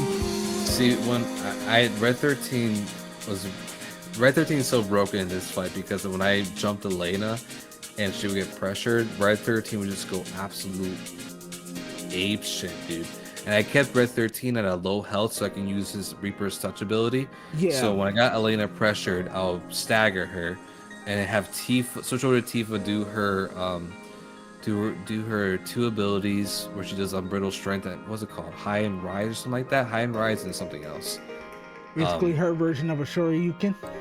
Yeah, but that's how she gets a stagger count up. So I'll bring it up to at least 200% and then switch to Red 13, do Reaper's Touch. Annihilated, bro. The damage is insane with Reaper's Touch alone. And without the buffs. So with the buffs, Yeah. it was just really, really good. I did that both for Elena and for Song. Oh, The Song was nice. to Blizzard I learned. So once you got that down packed, it was like they were way easier than Reno and Rude. I'll say that for sure. Now the last two things I want to talk about when it comes to this chapter, because yeah, there's a lot, but we gotta get through it. Yeah. The trials that each of them went through was A lot of tears, man. A lot of tears. yeah. A lot All of them tears. got. Eris's one hurt me the most, and I guess Yeah. and you gotta remember when you start working, because I'm a preschool teacher, that hit me bad as a teacher. Because if someone pushed the kid over, I'd be mad. I'd be willing to throw hands. But I was like, y'all treat this little girl this bad, and her mom, man, that one fucked me up too. That was the Lion King moment, man. That was the Lion King moment, and I went back to it and I was like, oh gosh, dude, like, there's nothing more sad than like a helpless child trying to help their dying parent. So that hit a really strong note for me, especially since I know Vera's background. I read the novel that details a little bit more about her childhood and stuff like that. So it was really sad to read all that, or to see it all rather. Second one that got me, and it was the first one they made you do, and I was like, why would you start us off with this? Was Red 13 running from Shinra? And I was like, oh, if you're an animal lover, this fucks with you. You have a dog that's gonna fuck with you. Yeah, that was really tough. They really went in on that one too, where you trying to resist with L2 and R2 and stuff like that. Yeah. And the last one that because I don't know if we got to see Tifa's. Yeah, we did. Tifa's was more of a recap of her part in Nibelheim. Oh. Yeah, I didn't remember. I guess because hers wasn't that bad compared to everyone else's. No, it's bad. It's bad. It's her finding her dead parent. Yeah, it's pretty bad. I gotta relook at it. And for me, what was the biggest surprise? Because I saw the one with Aerith coming, because that is like a really big turning point in her life. Yeah. Red 13 I did not see coming, but that was still sad. Tifa I saw him, but the one that actually again was a big heavy hitter was Rebirth. Yeah, I was saving that. Seeing his wife. Yeah. Oh, Yeah, I know, man. That was a big again, because he talked about Myrna before, but we never seen her. Yeah, I was like, oh, she was a beautiful black queen. Yeah, yes, she was. She was, but it was so heartbreaking because you just hear about Myrna, but to actually see her and to have like a sort of pseudo interaction with Bear, it was that one was, a lot of it was rough. I was like, why didn't they let Cloud have his own? But then I feel like we've been kind of going through Clouds, or we're probably gonna see it in. It's more gonna be part in the third one. Yeah, I remember. It's more part 3, and it's more just Cloud just being an absolute asshole, because at the end of all that, they come out and Aerith has her another big speech at the end, right? And he's straight up like, "Are you done?" Like, that's like, I couldn't tell that was Cloud being just a douchebag or that was Sephiroth talking. I feel like that was more of Sephiroth, but no, that could have been him. Cloud is a dick. Yeah, it was just like, Again, it's another really smart story decision here of having Aerith be this character that is trying to plant more seeds without people knowing, because she basically talks about in the entire speech of that we have to find another way to inspire ourselves to keep fighting. You know, it can't be from hate, it can't be from anger, it can't be from malice, it can't be from jealousy, it can't be for revenge, it has to be from within ourselves. And the reason to fight, like a real reason. Right, yeah, and it's like it's not we're not gonna do it Sephiroth's way. We're gonna do it what she thinks is right. And ultimately she is right in that sense, right? Because that's the best way to do it. And then what do you have right after she says all that? Cloud's like, are you dumb? So yeah, like, that was a combination of both of them for a minute. Now, a little bit, right? Yeah, a little bit. You can hear it. Now to talk about the worst boss fight for me, that stupid door. The demon wall. Yes. Yeah. Oh, so wait, so Cloud did have his own little trial, but it was going through the building where Jesse and Biggs died. Oh, I forgot. Yeah, so it's a little bit of that, but yeah, I know I forgot to. I was just looking through the footage right now. I just saw it, but yeah. When, Sephiroth, like, did you even show any emotion to them when they died? Yeah. Oh. Yeah, did you even cry and stuff like that? Yeah. I feel so dumb for not remembering that. No, I just remember too because there's a lot that happened in that chapter. Yeah, there's 100 different things. But Demon Wall, I can't even imagine how that boss fight's gonna be in hard mode. I'm kind of drooling about it, but it's like it was hard. I always got both sides, like all the way down to health. It was always when they turned us into stone is when I kept dying. I was like, I have half a health. How are you turning me into stone and it's over? Yeah, that one I'm gonna have to really like think about that boss fight a lot more than what I just did. 'Cause I kind of just winged it when I first played it, and I just kept everybody healed. But I know for a fact hard mode is gonna be insane, so I need a better strategy when it comes to that one. So we are in the last chapter. I'm gonna let you talk about everything you want to talk about here. I'm gonna talk about mine, and yeah, we're gonna do a part 2 where we talk about the Zack stuff. We're gonna talk about finale stuff here, but then like all of the Zack stuff and other stuff we couldn't cover, and that's gonna be on my boy MACHOS channel. I will record it for you, don't worry. So, I mean, we'll probably do it on your channel though, right? Just because you have it recorded already. Yeah, that's true. Yeah, because you already recorded, so if anything, just upload it on your channel, that'll be fine. Okay. Well, yeah, we're gonna do part 2, but we're gonna get to the ending and get to this.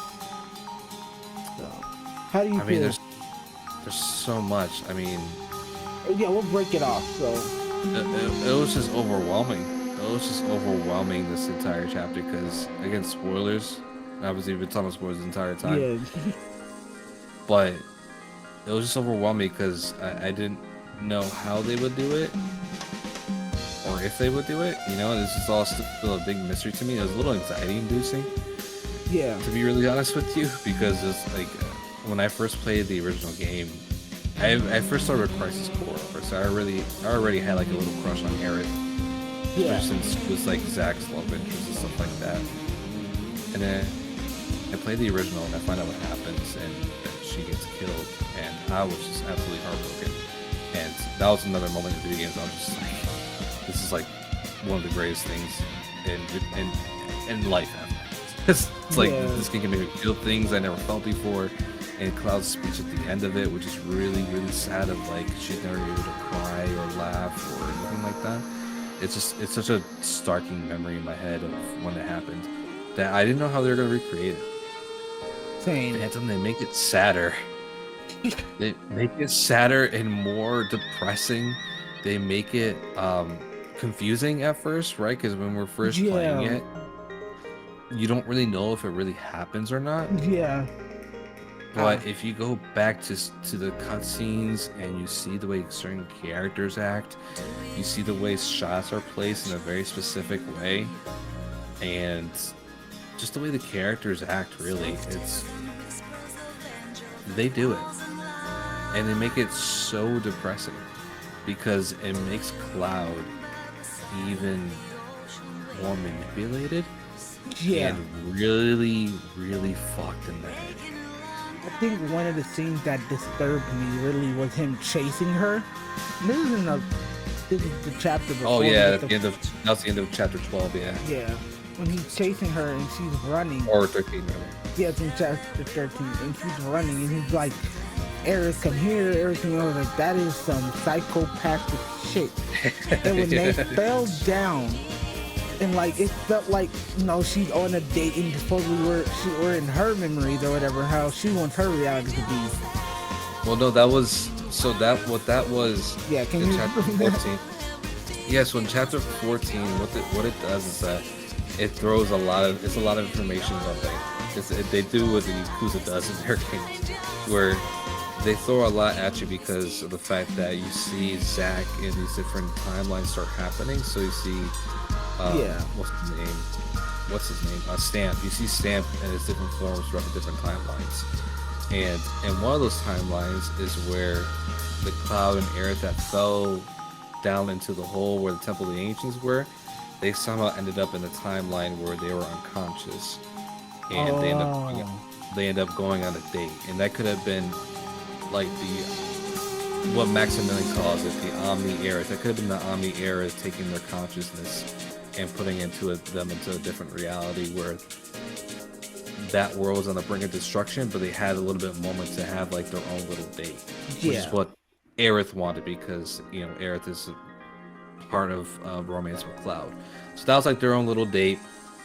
You know, they took a picture, they went to go get some candy, Cloud bought like something for Aerith so she can wear, stuff like that. And at the very end of that part, Aerith and Cloud had this very tender moment in front of her bed of flowers in the slums of the church, and she gives him the white materia, and then she sends him on his way back to his original timeline.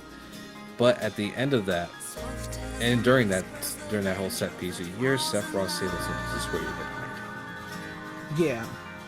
Which told me that Sephiroth is going around to different timelines and eliminating all the Aeriths that he can find. And she's hiding herself because she knows that Sephiroth is doing all this stuff. So eventually when Sephiroth finds her at the end of that one scene, he has her, he's gonna kill her. But Aerith ends up giving the white materia to Cloud, which is probably like an anomaly at this point, because she's sending Cloud through time and space with a material object. And his interference is probably what's creating so many different timelines.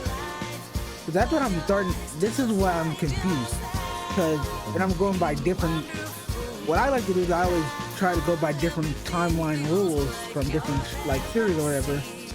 And the closest thing that makes the most amount of sense to me is that we got to look at it, and you probably don't look at a lot of Dragon Ball. In their, what they did with their timeline thing, the bad timeline still exists.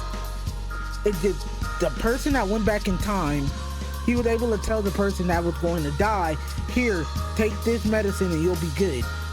What I think that Aerith may have done with the black materia is like, this is a counter to the white materia is a counter to the black materia. If it doesn't work, I'm still going to die. That's a for certain thing that might happen. You may start hallucinating. Yeah, well, the thing is that the white materia that Aerith had in the timeline where our Cloud and Barret, and also the entire Remake trilogy is that. Yeah. Her white materia is clear. It looks like there's nothing in it, because what materia essentially is, and they explain this a little bit in the game too, is that materia is crystallized Mako, or crystallized from the planet. Yeah. And inhabits the memories of the planet. Oh. And Remake, her memories were essentially wiped by the Whisper. So that's why it's clear. That's why even if she were to pray to it, probably nothing would happen. Yeah. Because there's nothing in that. Which is why the Aerith from the other timeline that had the white materia, gives it to Cloud, saying, "Here, give this to my other self." Oh, okay. And that's when she sends him back to time, and then that's when you see Aerith in the forest and stuff like that. Yeah. And she takes the materia, the white materia from Cloud, so that she's able to use it. Oh man, this talk. Ooh, It's layered. We gotta wait 4 more years for It's layered, bro. It's layered. It's like So I'm saying that much. if you go back to that ending, it's once you see it for the first time, it's just like Remake. It's confusing. You're not sure what's really happening. Things are changing, right? But if you go back to it, the clues are there. Yeah. And story elements are there, and it's to me, it's like genius stuff what they're doing. Yeah. Because they're adding so much more layer and context to the story that makes like older fans like myself really interested in and really keen on. So it's interesting what they do, man. It's really interesting what they do, because it seems like Aerith just knows so much more in Remake, and you find that she really does, and that there's this Omni Aerith, right, that is so broken. Like, she's OP, because you even hear Sephiroth say that I underestimated you. He says I underestimated you, and also that's in poor form or something like that. Meaning, I think it was in reference to when she was able to bring the white materia from one timeline to another. Because you know who can't do that? Sephiroth. He can't do that. This is again a lot to process. Yeah, so that's why he goes, he's like, that's in poor form. Like, oh, you're breaking the rules here, Aerith. Because Aerith is fucking OP. Because she's so OP. She's like, it's what I said before in my live streams, that Aerith and Sephiroth are two sides of the same coin, where they're just so powerful. But Aerith is always going to have the leg up because she's the good guy, and also she's actually the Cetra and all that kind of stuff. But it's just, she broke the rules here, and quote unquote broke the rules of like transferring material from one part of the timeline to another, so that Cloud and the group can, have a chance at winning. So I do have a question. How did you feel about how the scene was handled? Again, I was very confused. But you can see my reaction too. You can see myself go from, they did it, they saved her, they're changing the timeline, we're beating fate, and then it does that quick jump, that quick scatter, and then you start seeing blood on the floor, and the blood on the sword, and I was like, oh my god, no, it's still gonna happen. It needs to happen. And then you see Cloud start saying the words he says in the original game. Yeah. It's like, Aerith is she's not gonna laugh, she's not gonna cry, she's not gonna get mad, like all this stuff, right? You see him start saying that stuff, but you don't actually hear him say it. And then they put the Kingdom Hearts on us. They put the Kingdom Hearts. Well, and the thing is that the iconic scene too, where she's laying Aerith down into the pool. We don't see that. So there's a lot of confusion. Because I remember when I first saw it, I was like, okay, we won. Then I see the blood on the sword. I'm like, wait a minute. Yeah. And I called one of my friends up and he was like, this nigga cheated. He cheated. The thing is, what do you mean? the thing is that you see Cloud start to, it feels like he was like repressing the moment, like repressing what's really happening. Yeah. And there's another time that he did this, and in that time he took on our new persona. It happened with Zack. Yep. He repressed that memory, and then he took Zack's life or mannerisms, not mannerisms really, but like took his history essentially, like made it part of his own. So in this sense, I don't think he's gonna do the same, where he's not gonna make, Aerith a part of his like history or background, whatever. But I think he's gonna, in his head, he thinks that he saved Aerith. Yeah, because I know because someone brought this up, and maybe it was a real thing. Like maybe the Aerith we see is his hallucination, like of him not trying to accept her death. Yeah, 100%. I think that's definitely true. I also think it's partly because of Genova and Sephiroth, right? I think it's partially on their part for I think it's partially because of them. One of the reasons why Cloud is starting to really lean into this hallucination that he believes that he saved Aerith. Yeah. Which is why, like, you see him be so nonchalant, why he doesn't cry. That's probably why you don't see him put Aerith into the pool of water, where that's such an iconic scene. Like, it's so iconic. Why would they skip that? After being so faithful for the entire 2 games now, like ridiculously faithful. Why would you skip something so big, so pivotal? Yeah, it's such a big scene. Why would you skip that? Because Cloud believes that he saved Aerith. He didn't drop her into the pool. No, he didn't. Sephiroth didn't kill her.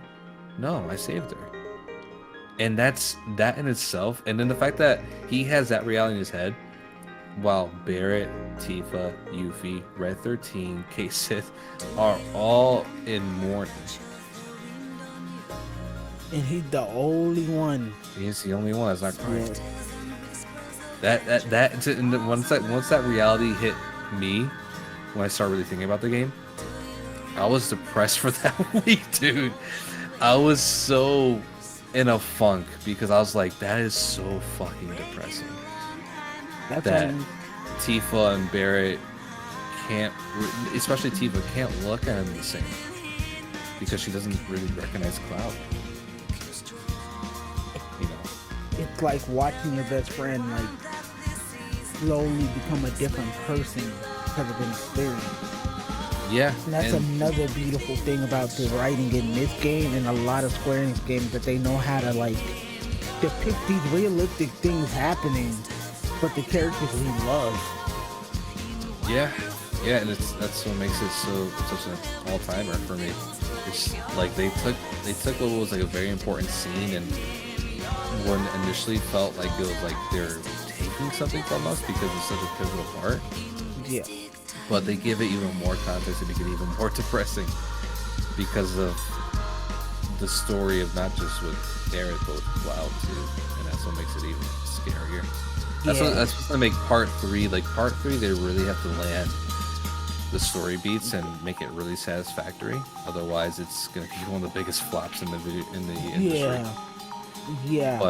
But I have full confidence that they're gonna pull it off and make this like a really good finale to the Remake trilogy. So the last thing I want to ask you, and this is more gameplay wise, what would the Sephiroth fight like? Yeah, so this one, I think you told me it took you a couple days to fight to beat it. Actually, I'm gonna tell you a story when you do this, because I got a story to tell. Okay, yeah, no, well, I loved it. I thought it was incredible. It had I see a couple people they're just like, oh, it does a freaking Avengers thing, the MCU trash. I'm like, what?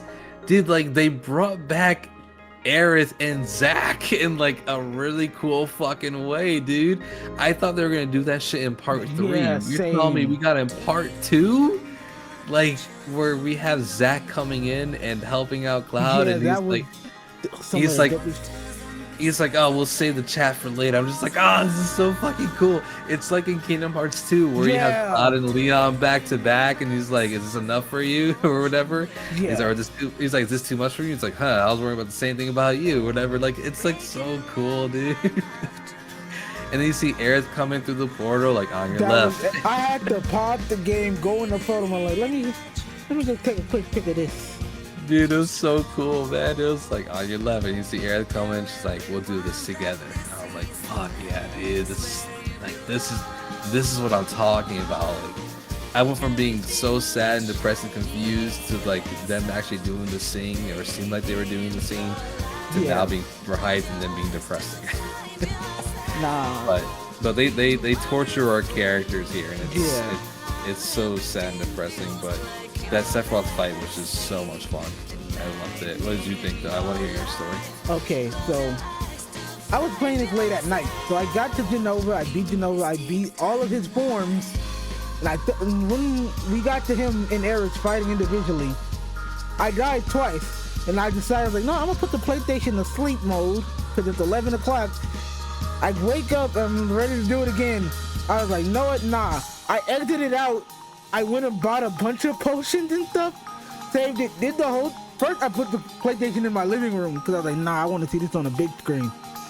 Because my mom had like this big movie theater screen in our living room. Immediately beat him.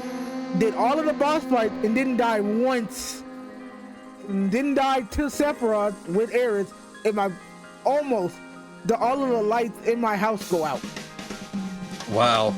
Except the TV, because I was like, God got me. Turns out all of our light bulbs kind of all simultaneously suck.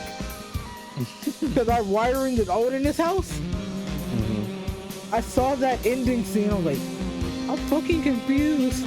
So I played it again. So I was like, I'm still confused. That's when I found you were streaming. I was like, okay, good. He'll have some context. And that's when I saw you beat the game. I was like, no. I mean, I was babyface when I was just being that, so I was kind of just rambling. I didn't know what to really make everything. That's why I was like, bro, he's just as confused as I am. Well, no, but I had some like inkling of what they were doing, but it's also because of the fact that they want to play on your emotion and expectations a lot in those last couple cutscenes. Yeah. Because of the fact that they want you to be confused of whether they actually killed Aerith or not, right? Because Cloud can see her, but there's only times where he's looking at her, and when he's looking away, she's not there. So to me, like in my head, like they killed her, and he was hallucinating. He was not being himself, right? So that's what I got from it. The thing I was confused about was whether that was the real Aerith or not. That is, you know what? We got 6 sins. But the thing is, I think it's a mix. So I think that Omni Aerith, right, was definitely present for that last fight. Yeah. That helped us beat him. I think she was there when Cloud, when she was dying, and Cloud had her in her arms, and she was saying that I'll be okay. You know, things are gonna be okay. Yeah.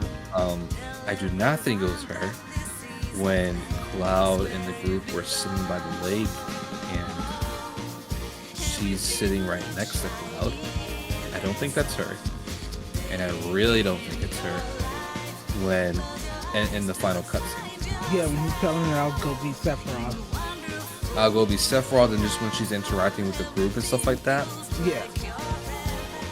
I don't think that's her, because even then, like, when I saw that, it's not. When I, so what you gonna say? well, I say when I saw that the first time, it was a little heartwarming, but endearing, but it also felt very creepy. But I couldn't really explain it. And then, Yeah, but the thing is, it ends very cheery. So I was like, okay, so it's just like, it's again no promises to keep, meaning that that our destiny is not exactly tied to whatever it is it's happening. So I was like, okay, so it's ending in a little bit of a hopeful note. But then like the more I started looking back on it, looking at my footage, and like really started deciphering certain things, I was like, no, there's something else. Like there's something like really off about this.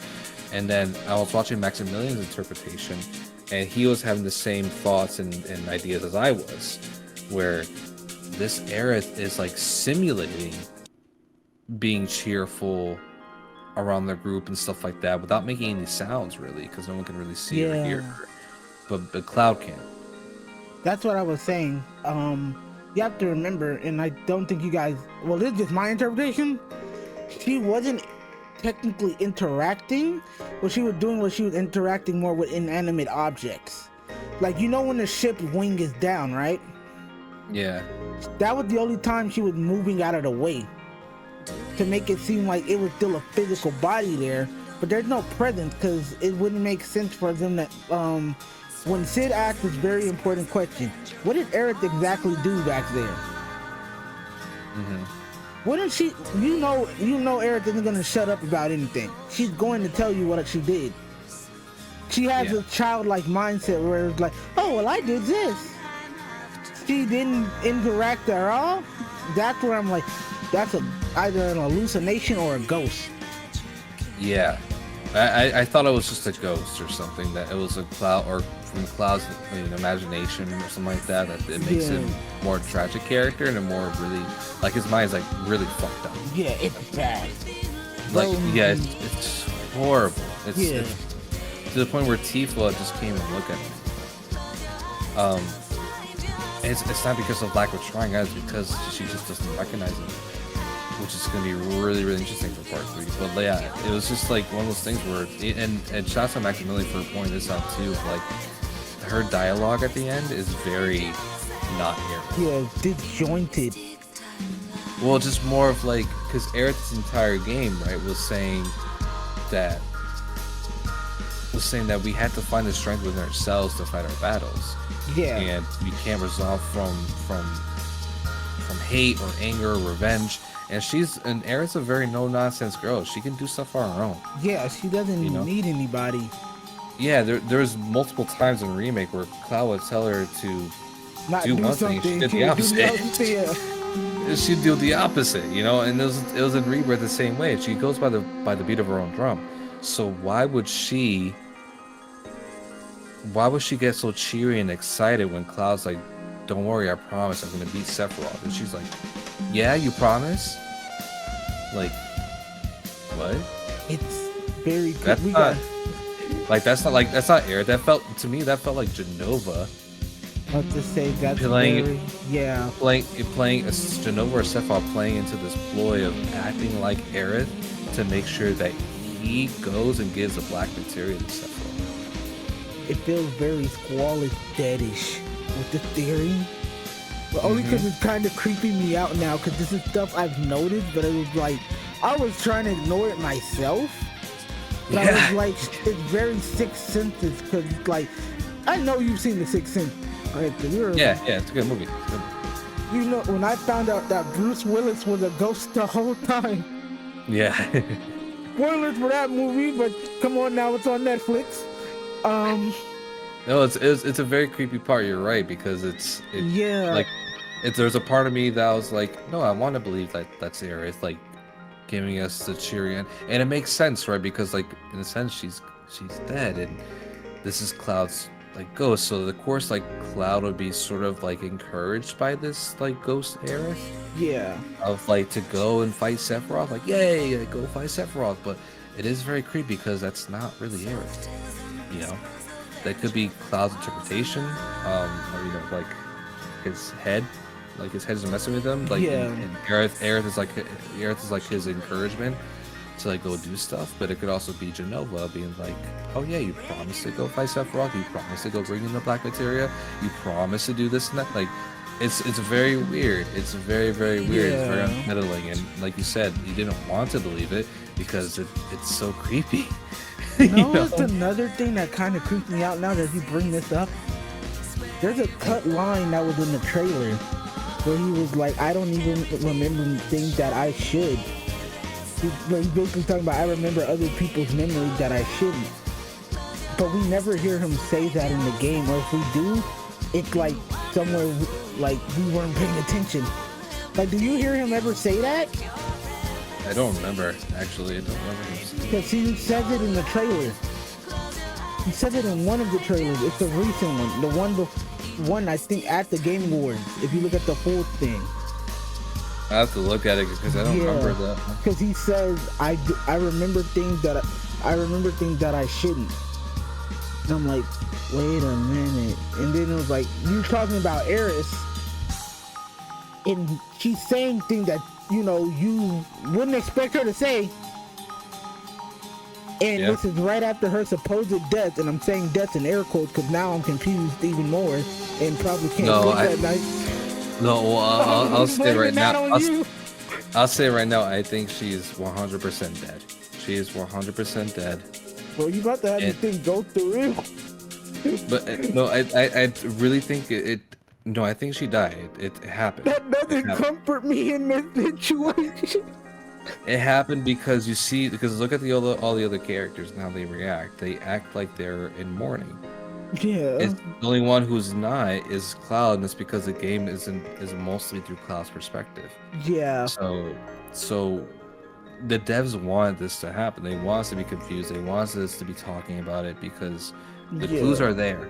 The clues are there, and if we all got together and really discuss it and find like different meanings, stuff like that, then we'll find those conclusions before part 3 happens, or we'll find out what happened. But I truly believe that she is dead, and that that whatever this version of Aerith is in Cloud's head is being manipulated by Sephiroth and Genova.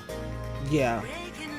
But how they're doing that? I mean, it's because Aerith or Cloud has Genova's cells in him, and the fact that he's able to be manipulated throughout the entire game, which we saw in Chapter 9 and other chapters in the game. So it's not like a crazy theory to believe that Cloud can be manipulated to believe that Aerith is actually alive and he saved her. Because we also have another example of him repressing traumatic moments, and that's when Zack died. Yep. So yeah, that's the big brain theory for. And I'm glad you shared that, because it's a lot to take in. But it is.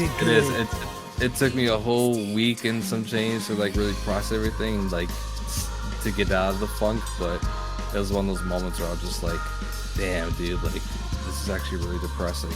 And when part 3 happens, we're gonna go to some pretty dark places with our characters. So. But first of all, I want to thank you for making the time and coming and discussing this game with me. I know I needed someone to help discuss it with, and you brought up a lot of interesting ideas.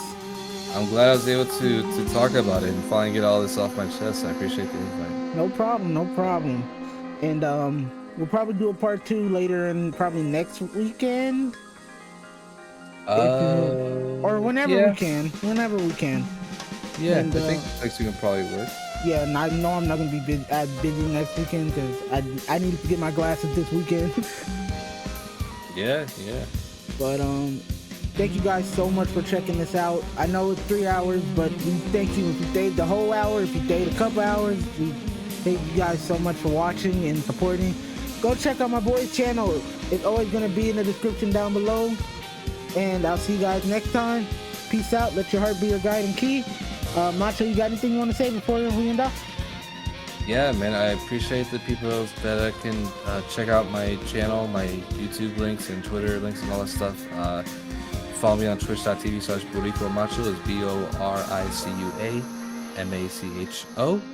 I'm on YouTube as well. You can catch my full playthrough of Final 7 Rebirth along with Final 7 Remake modded. I'm going to be playing through the Final Fantasy games with the Final Fantasy Marathon starting April 11th.